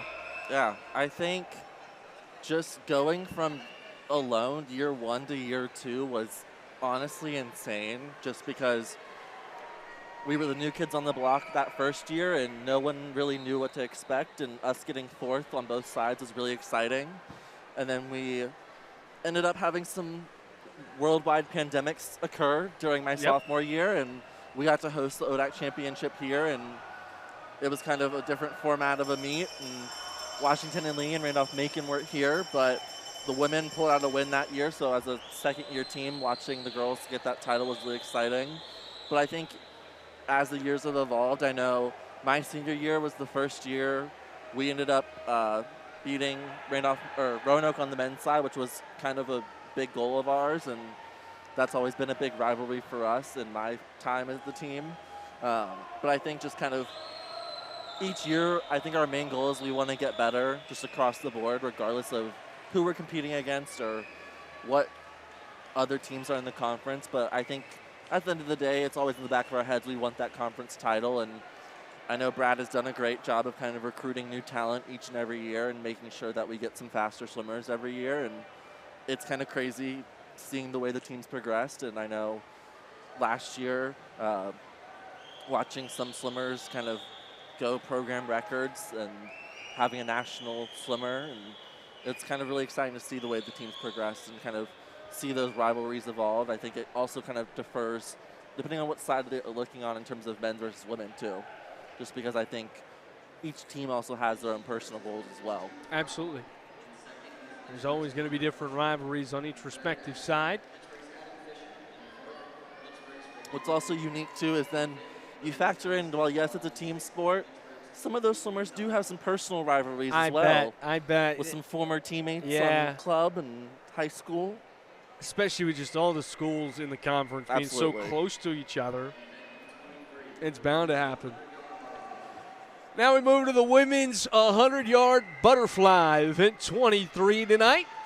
The Hornets in lanes 3, 4, and 6 with Kaylin Craddock, Charlotte Grieve, and Lily Pfeiffer. The Knights in lane 5 with Audrey Drennan.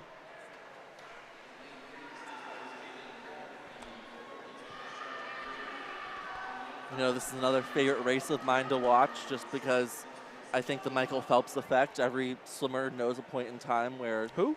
Michael Phelps. Never heard of him. I know, right?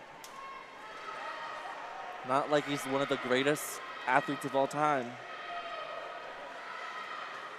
I know Zach Bennett and Chris Jennings. I don't know what list you're looking at.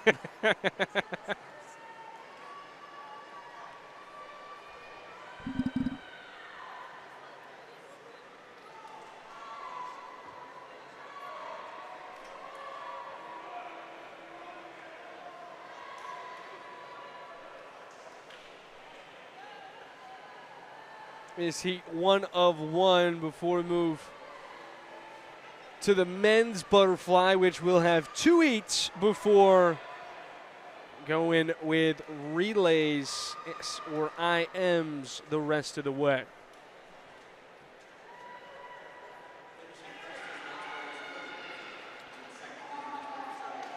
Pfeiffer takes first.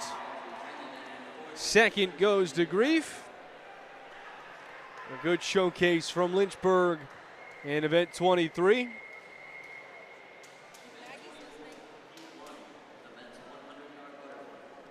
It's a great time for Pfeiffer.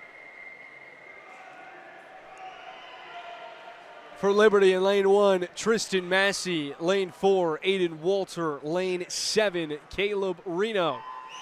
In lane 2 for SVU, Sam Deering. In lane 5, Caleb Dixon. Lane 7, Nathaniel Harris. For the Hornets, in lane 3, Wyatt Dacus. Lane 6, Cameron Kesley. And lane 8 in Burg. You know, Joe, it's Reno? always exciting to watch some of these athletes get really close to certain milestones in their career. Like I know on the women's side, breaking that minute barrier in the 100 butterfly is always one that every female swimmer really wants to hit usually. And from the men's side, I think hitting that sub-minute 100 breaststroke is always a big one too. But I think every swimmer has those different personal goals, and kind of going back on to those rivalries, that's where it also really ties into the fact of being an individual sport, yes, but also still that team sport of wanting to get as many points for your team as possible. Reno for the Flames takes first with a time of 52.71. Walter in second for Liberty. Third place to the Hornets, Cameron Kesley. And fourth to Liberty's Tristan Massey. That's a great run right there from Liberty. We'll see if that can bolster up their scorecard enough to make this a little bit more competitive down the stretch. Lynchburg, a commanding advantage at the first intermission. This should be our last event before the final intermission.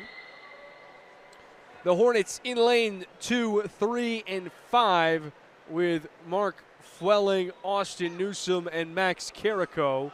For Liberty in lane 4 and 6, Aaron Hall and Timothy Grabinski.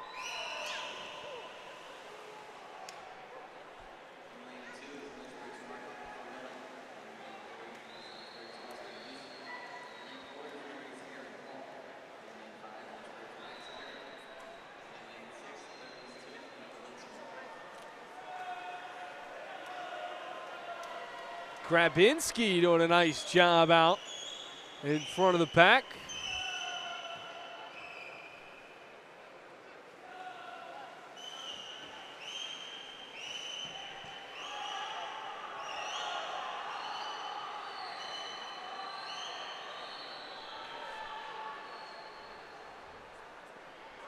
A three-horse race. Grabinski, Hall, and Fwelling fighting it out.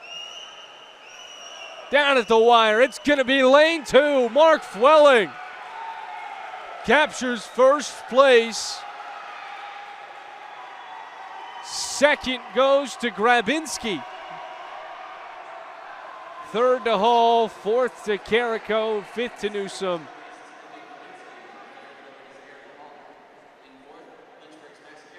And that should take us to our second and final intermission. The 400 IM, the 200 freestyle relay on deck. When we come back, stick with us for ODAC Swimming on FloSports.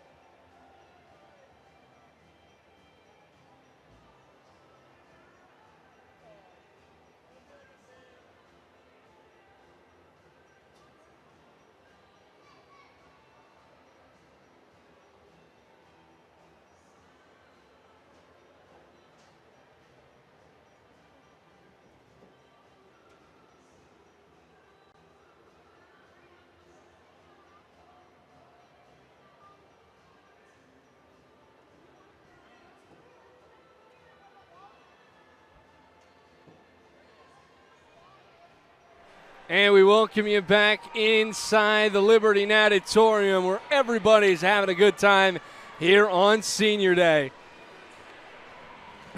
There you get a look at some of the fat heads that are around the place here tonight. Joe Brennan here with you on behalf of FloSports and LHSN. Joined alongside Zach Bennett. Now, before the break, we were actually talking about Zach's favorite swimming food, and I went down and I got us a couple. We've got the fruit snacks here on deck. It is the Members Mark Holiday Fruit Snacks, naturally flavored. All right. So we got the real deal here in the house tonight, which is a great sign. Exactly. We're stepping up. So we're going to get a little review in here while we do the women's 400-yard medley event. First, let's introduce our swimmers. In lane 1 for Lynchburg, it's Adamitz. Lane 3, Hanks. Lane 5, Schneider. Lane 7, Leach. Lane 8, Moore. Lane 9, Jenkins. For SVU, in lane 2, Chamberlain. In lane 4, Horn. Lane 6, Vestal. All right, Zach, let's crack these bad boys open. Obviously, you have a little bit of experience in this department with these kind of fruit snacks. But I'm excited to dip my toe in the water a little bit. I've got what looks to seem like a turquoise-esque flavor. That is, it's 1 melted into 3. That's really impressive. Big day. It seems to be a blueberry-esque flavor. Oh, so this one's cherry. Mm-hmm. I mean, not bad. Mm-mm. I mean, it's tough to complain about. You know, absolutely. I don't know if you can find a bad fruit snack on the market. Mm-mm. 1 through 10? I'd give it like a solid 7, 8. Yeah, I'm with you. 6, 7. All right. What's your go-to brand? Of fruit snacks? Yeah. Whatever's in Maggie Fee's office. I think they're Mott's. Okay. I don't know. I'm a big Welch's fan. I mean, who isn't? You know what I mean? It's like saying you're a big fan of Nike. Fair enough.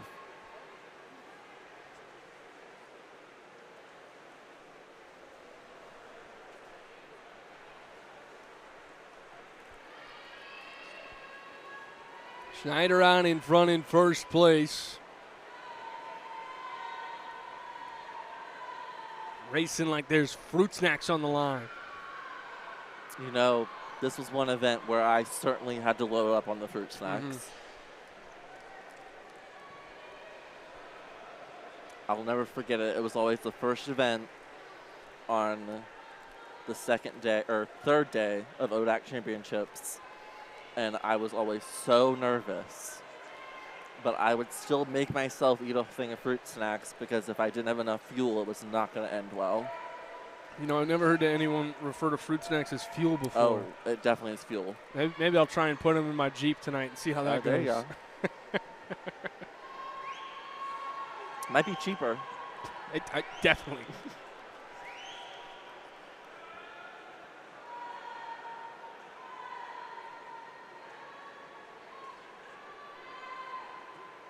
You know, I've always said the greatest swimmers are the ones that can do the 400 IM, and I will always stand by that statement. Because you got to do a little bit of everything. Exactly.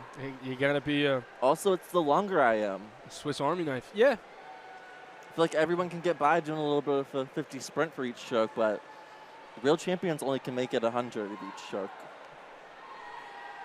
Right now, Schneider's about to be on a Wheaties box for her performance thus far.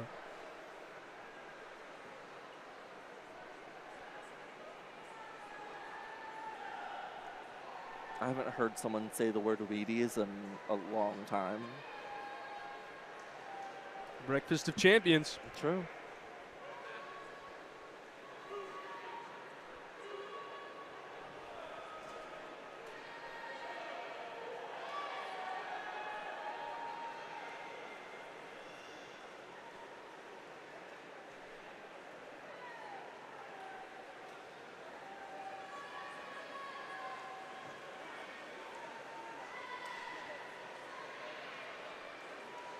You know, As someone who swam this event a fair share of times in my career, I will always say this 100 freestyle was either the quickest 100 freestyle of my life or the absolute longest 100 freestyle of my life.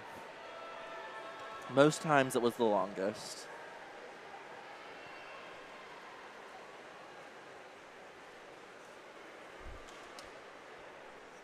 Good battle for second. Leach in lane 7 and Hanks in lane 2 fighting it out.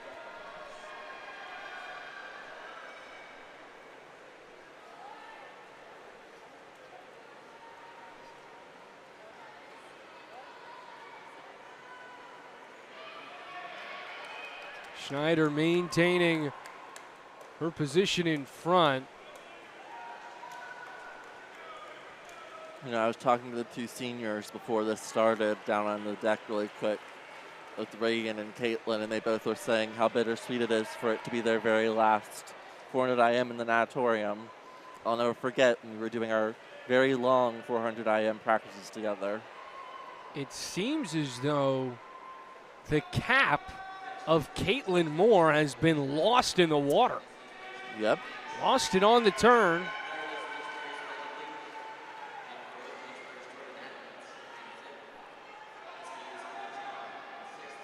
Vestal still finishing this one out. After a first place finish from Schneider, second place from Hanks. Separation of 8 seconds between those two. And then Reagan Leach in third and Adamitz in fourth. Strong showing from the Lady Hornets. You know what's so interesting is when I first got here a year ago, obviously, you know, the Tennessee women's basketball team live or die by Lady Vols. I mean, that's their go-to. With Lynchburg, back in like the 1940s, the men's were called the Hornets. Mm-hmm. The women's were called the Hornets. Mm-hmm. That's the end of the story, but I thought it was a good one. You know, I come from a legacy family, in fact, and that was one of the first things when I committed. My grandfather told me, he said, wow, you're going to be on the Hornets, not the Hornets.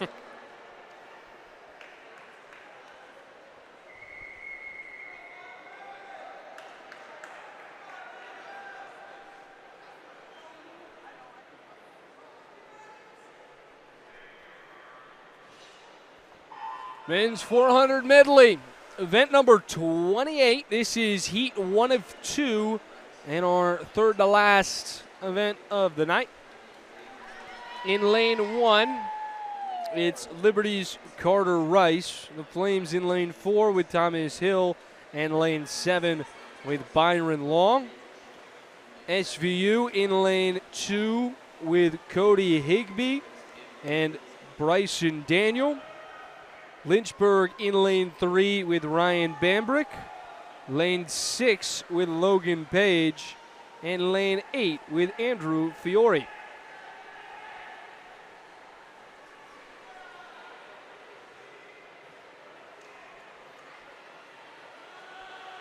How about the butterfly in lane 6? Logan Page going to work. You know, I always, as someone who swam this a lot, really admire the people that were able to take it out as fast as he just did. I mean, because for me, the butterfly leg of this event is really just about survival and not as much speed. He's swimming like a man possessed. Mm-hmm.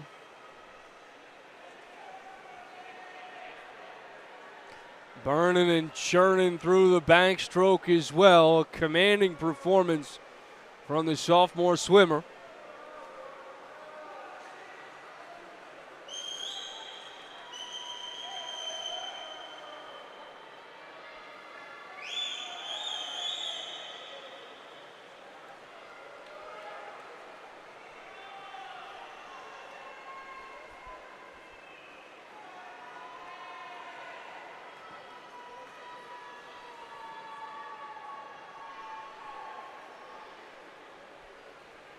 We appreciate you tuning in on this Friday evening on FloSports. If you want to keep up with everything Lynchburg Athletics, make sure you subscribe to LHSN on YouTube and follow Lynchburg Sports on Instagram, Lynchburg Athletics on Facebook.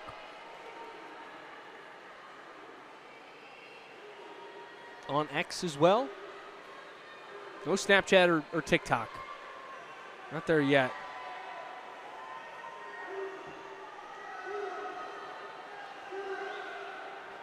Logan Page. He's really going after it.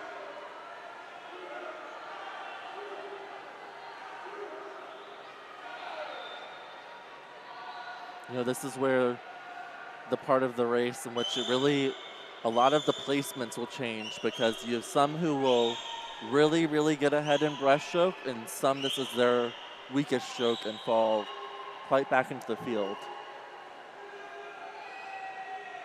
You know, right when they were hitting that turn, my eyes wandered up a little bit and looked at those photographers. I would have to think this is a photographer's favorite event. Probably. Because you'll get different strokes for the same athlete. Yeah. I mean, I will say, though, some of my action shots from this event looked a little scary. I don't need those to see the time of day anytime soon. Look at that. Let's actually pull up the picture we've got on file of Zach. Oh, that's okay. Not today. That one will stay buried. Logan Page, 3:43.09, holding on to first place. A chance to finish sub 4:15 with a good burnout here, and he's cooking. Looking to go sub 4:10. Logan Page on his way and clocks in with a time of 4:12.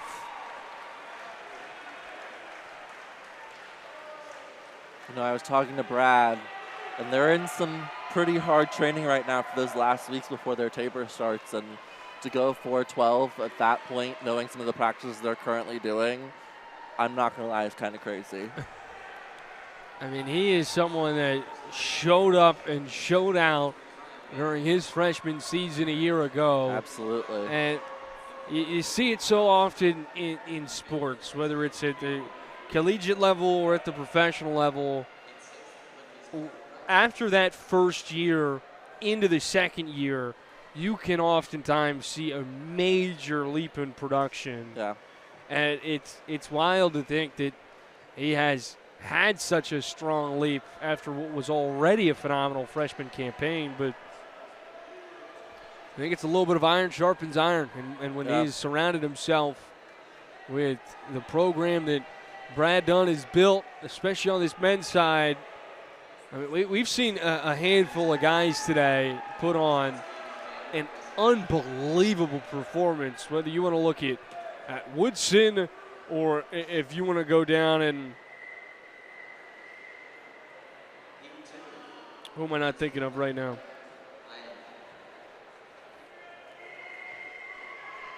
The fish, the guy with gills. Fisher? Jackson Holston. He's had himself one heck of a day. Thank you. I will say, in my own defense, I do more names in a swim broadcast than any other sport. I mean, there's a lot of us. I get really relieved when I see the same name come up again. Yeah. And luckily, that's what we get here in the men's 400 medley. In lane 2 for Liberty, Nolan Jampol. In lane 4, it's Benjamin Bizot. In lane 7, it's Aaron Sandoval. For the Hornets, in lane 3, it's Barreto de la Savia. In lane 5, Thomas Olson. And in lane 6, Andrew Nikulia.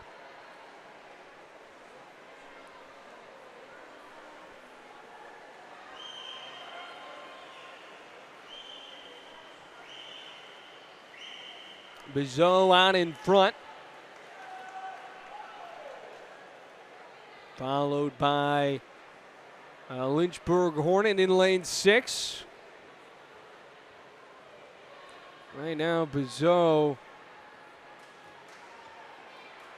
looking bizarre. Oh, far out in front, he's got a lead.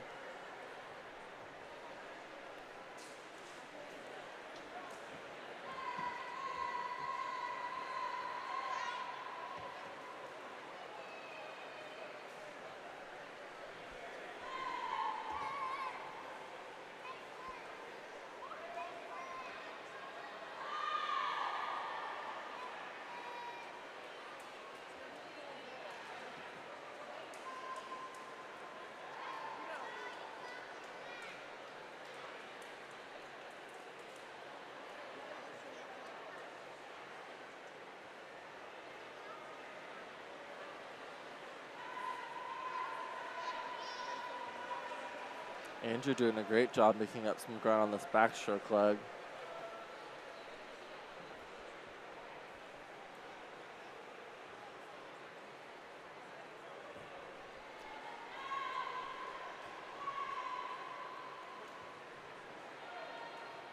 Andrew making up some ground here with the breaststroke.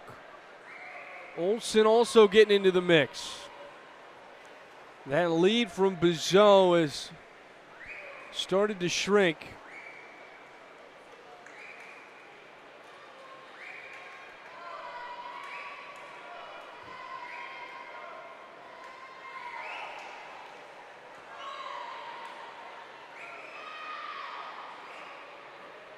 Last leg of the breast.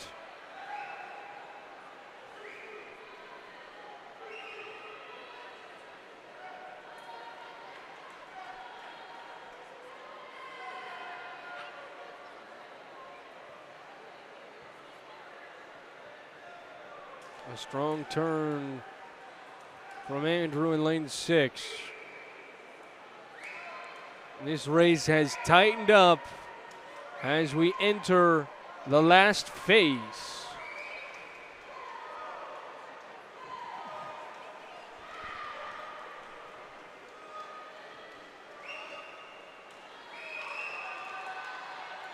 You know, Joe, my other favorite tradition is soon coming up right now.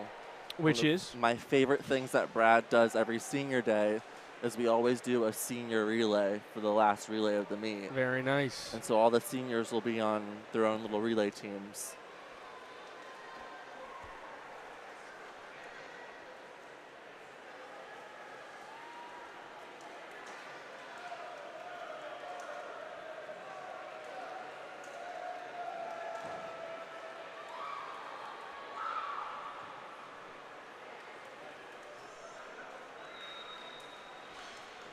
A final event for each side. Don't forget to stick around. We've got the Senior Day ceremony coming up after we conclude inside the natatorium, where Zach and I will step aside and let the PA Mike do the talking.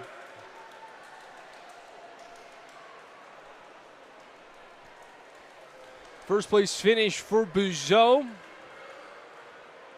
Hornets take second. Sandoval with the third place finish for Liberty.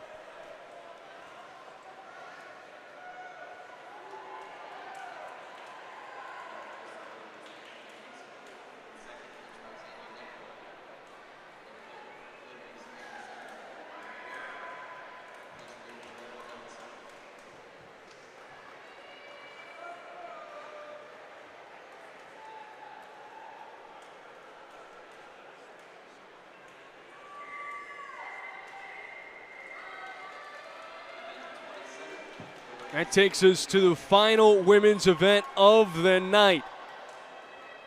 Event number 27, the women's 200-yard freestyle relay. Lynchburg in lane 2, 3, 4, and 6. The Knights of Southern Virginia take lane 7 and 5. That Lynchburg senior team represented in lane 6. They start with Sophia Shore. Shore battling with Olive King out ahead of the pack as she heads to the first turn of the freestyle. Nice release off the flip turn. Shore starting to create a little bit of separation as we head into the next handoff. You know, shout out to Sophia Shore. She, my senior year, was one of my favorite freshmen at the time because she is one of the most positive individuals I think I've ever met in my entire life. Well, I'm positive that she's coming out of there with a smile on her face after giving Lynchburg the lead. Well, right now, Kate Black and Southern Virginia have reclaimed the advantage out in front. Both teams' A squad back into the pool. Lynchburg's B and C team not far behind. Gracie Malwin reclaims first place for Lynchburg. Neck and neck with Sophia Wells in lane 5. Going stroke for stroke.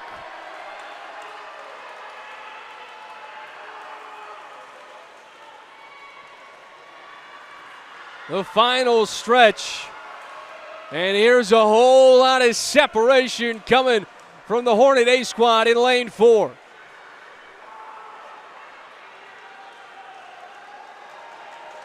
Sienna Schmeck coasting in for a first place finish. A time of 1:41.27, followed by Courtney Thurston and the Southern Virginia Knights in second. Zirkel and Lynchburg take third in lane 3. And Reggie Leach and Lynchburg in 6th.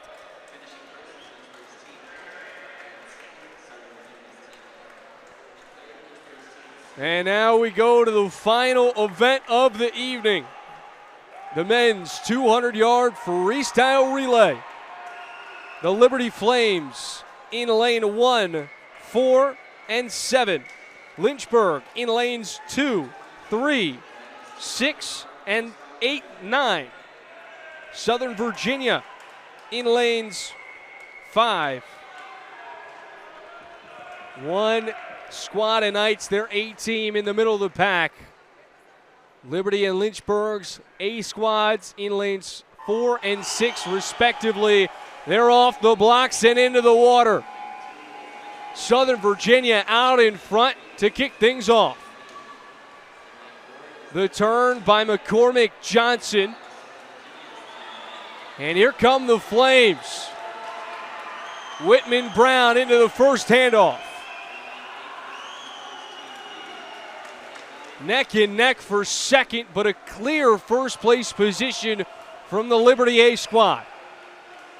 And Dylan Delaney starting to create even more separation. A look out in lane 6. It's Jacob Andrews churning his way down the pool. Lynchburg's A squad trying to get right back into it.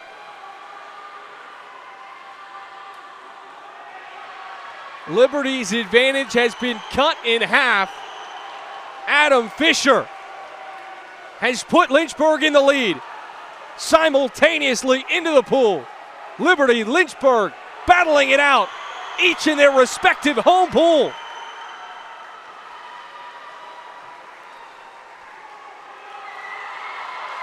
Here comes Henry Brooks. Brooks out in front, coasting in for a first place finish. And that brings the natatorium to their feet. A time of 1:26.78. Caleb Reno takes second for the Liberty Flames at 1:27.43.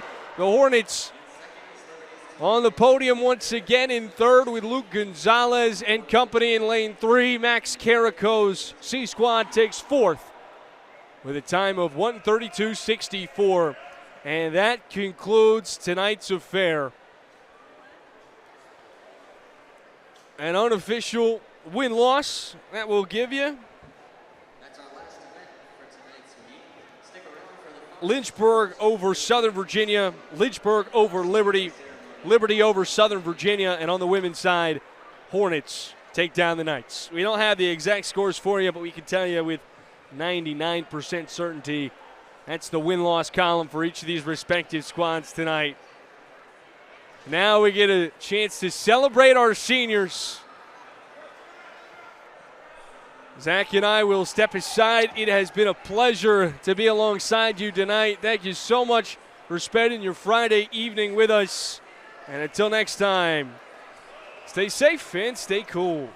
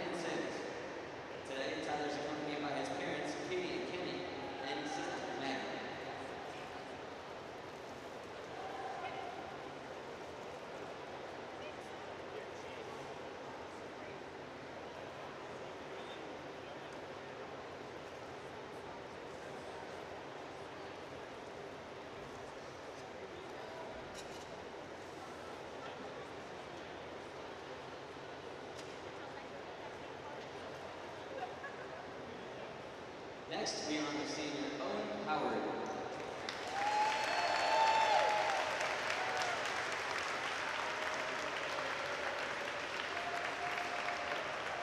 has been a member of the Lynchburg Sports team for 4 years. He stayed in athletic memory while at Lynchburg was competing at the Burg championships each year.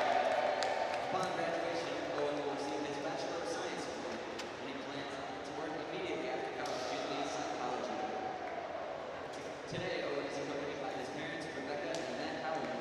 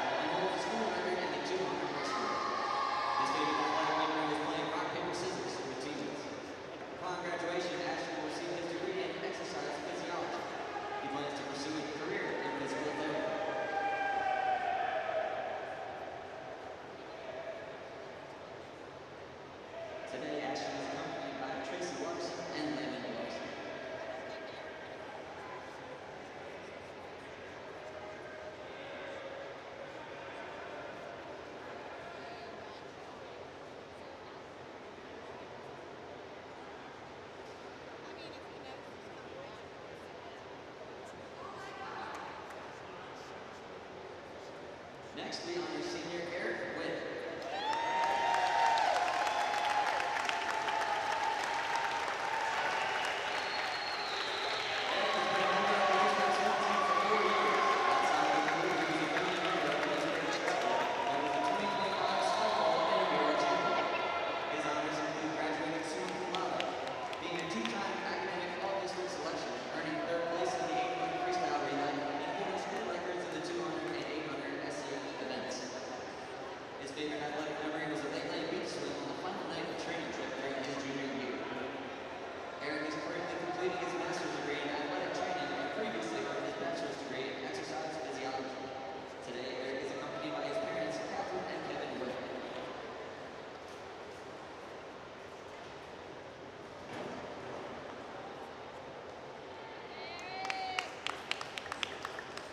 Next, we honor senior Ahmad Woodson.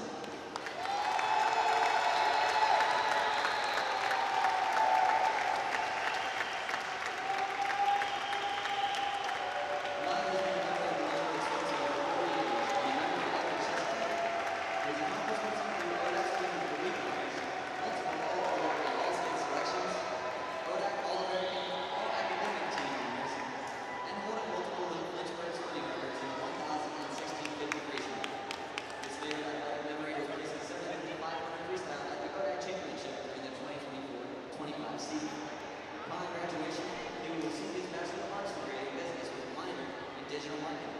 He has received career opportunities in higher education marketing and healthcare account management. Today, Ahmad is accompanied by Loretta Woodson,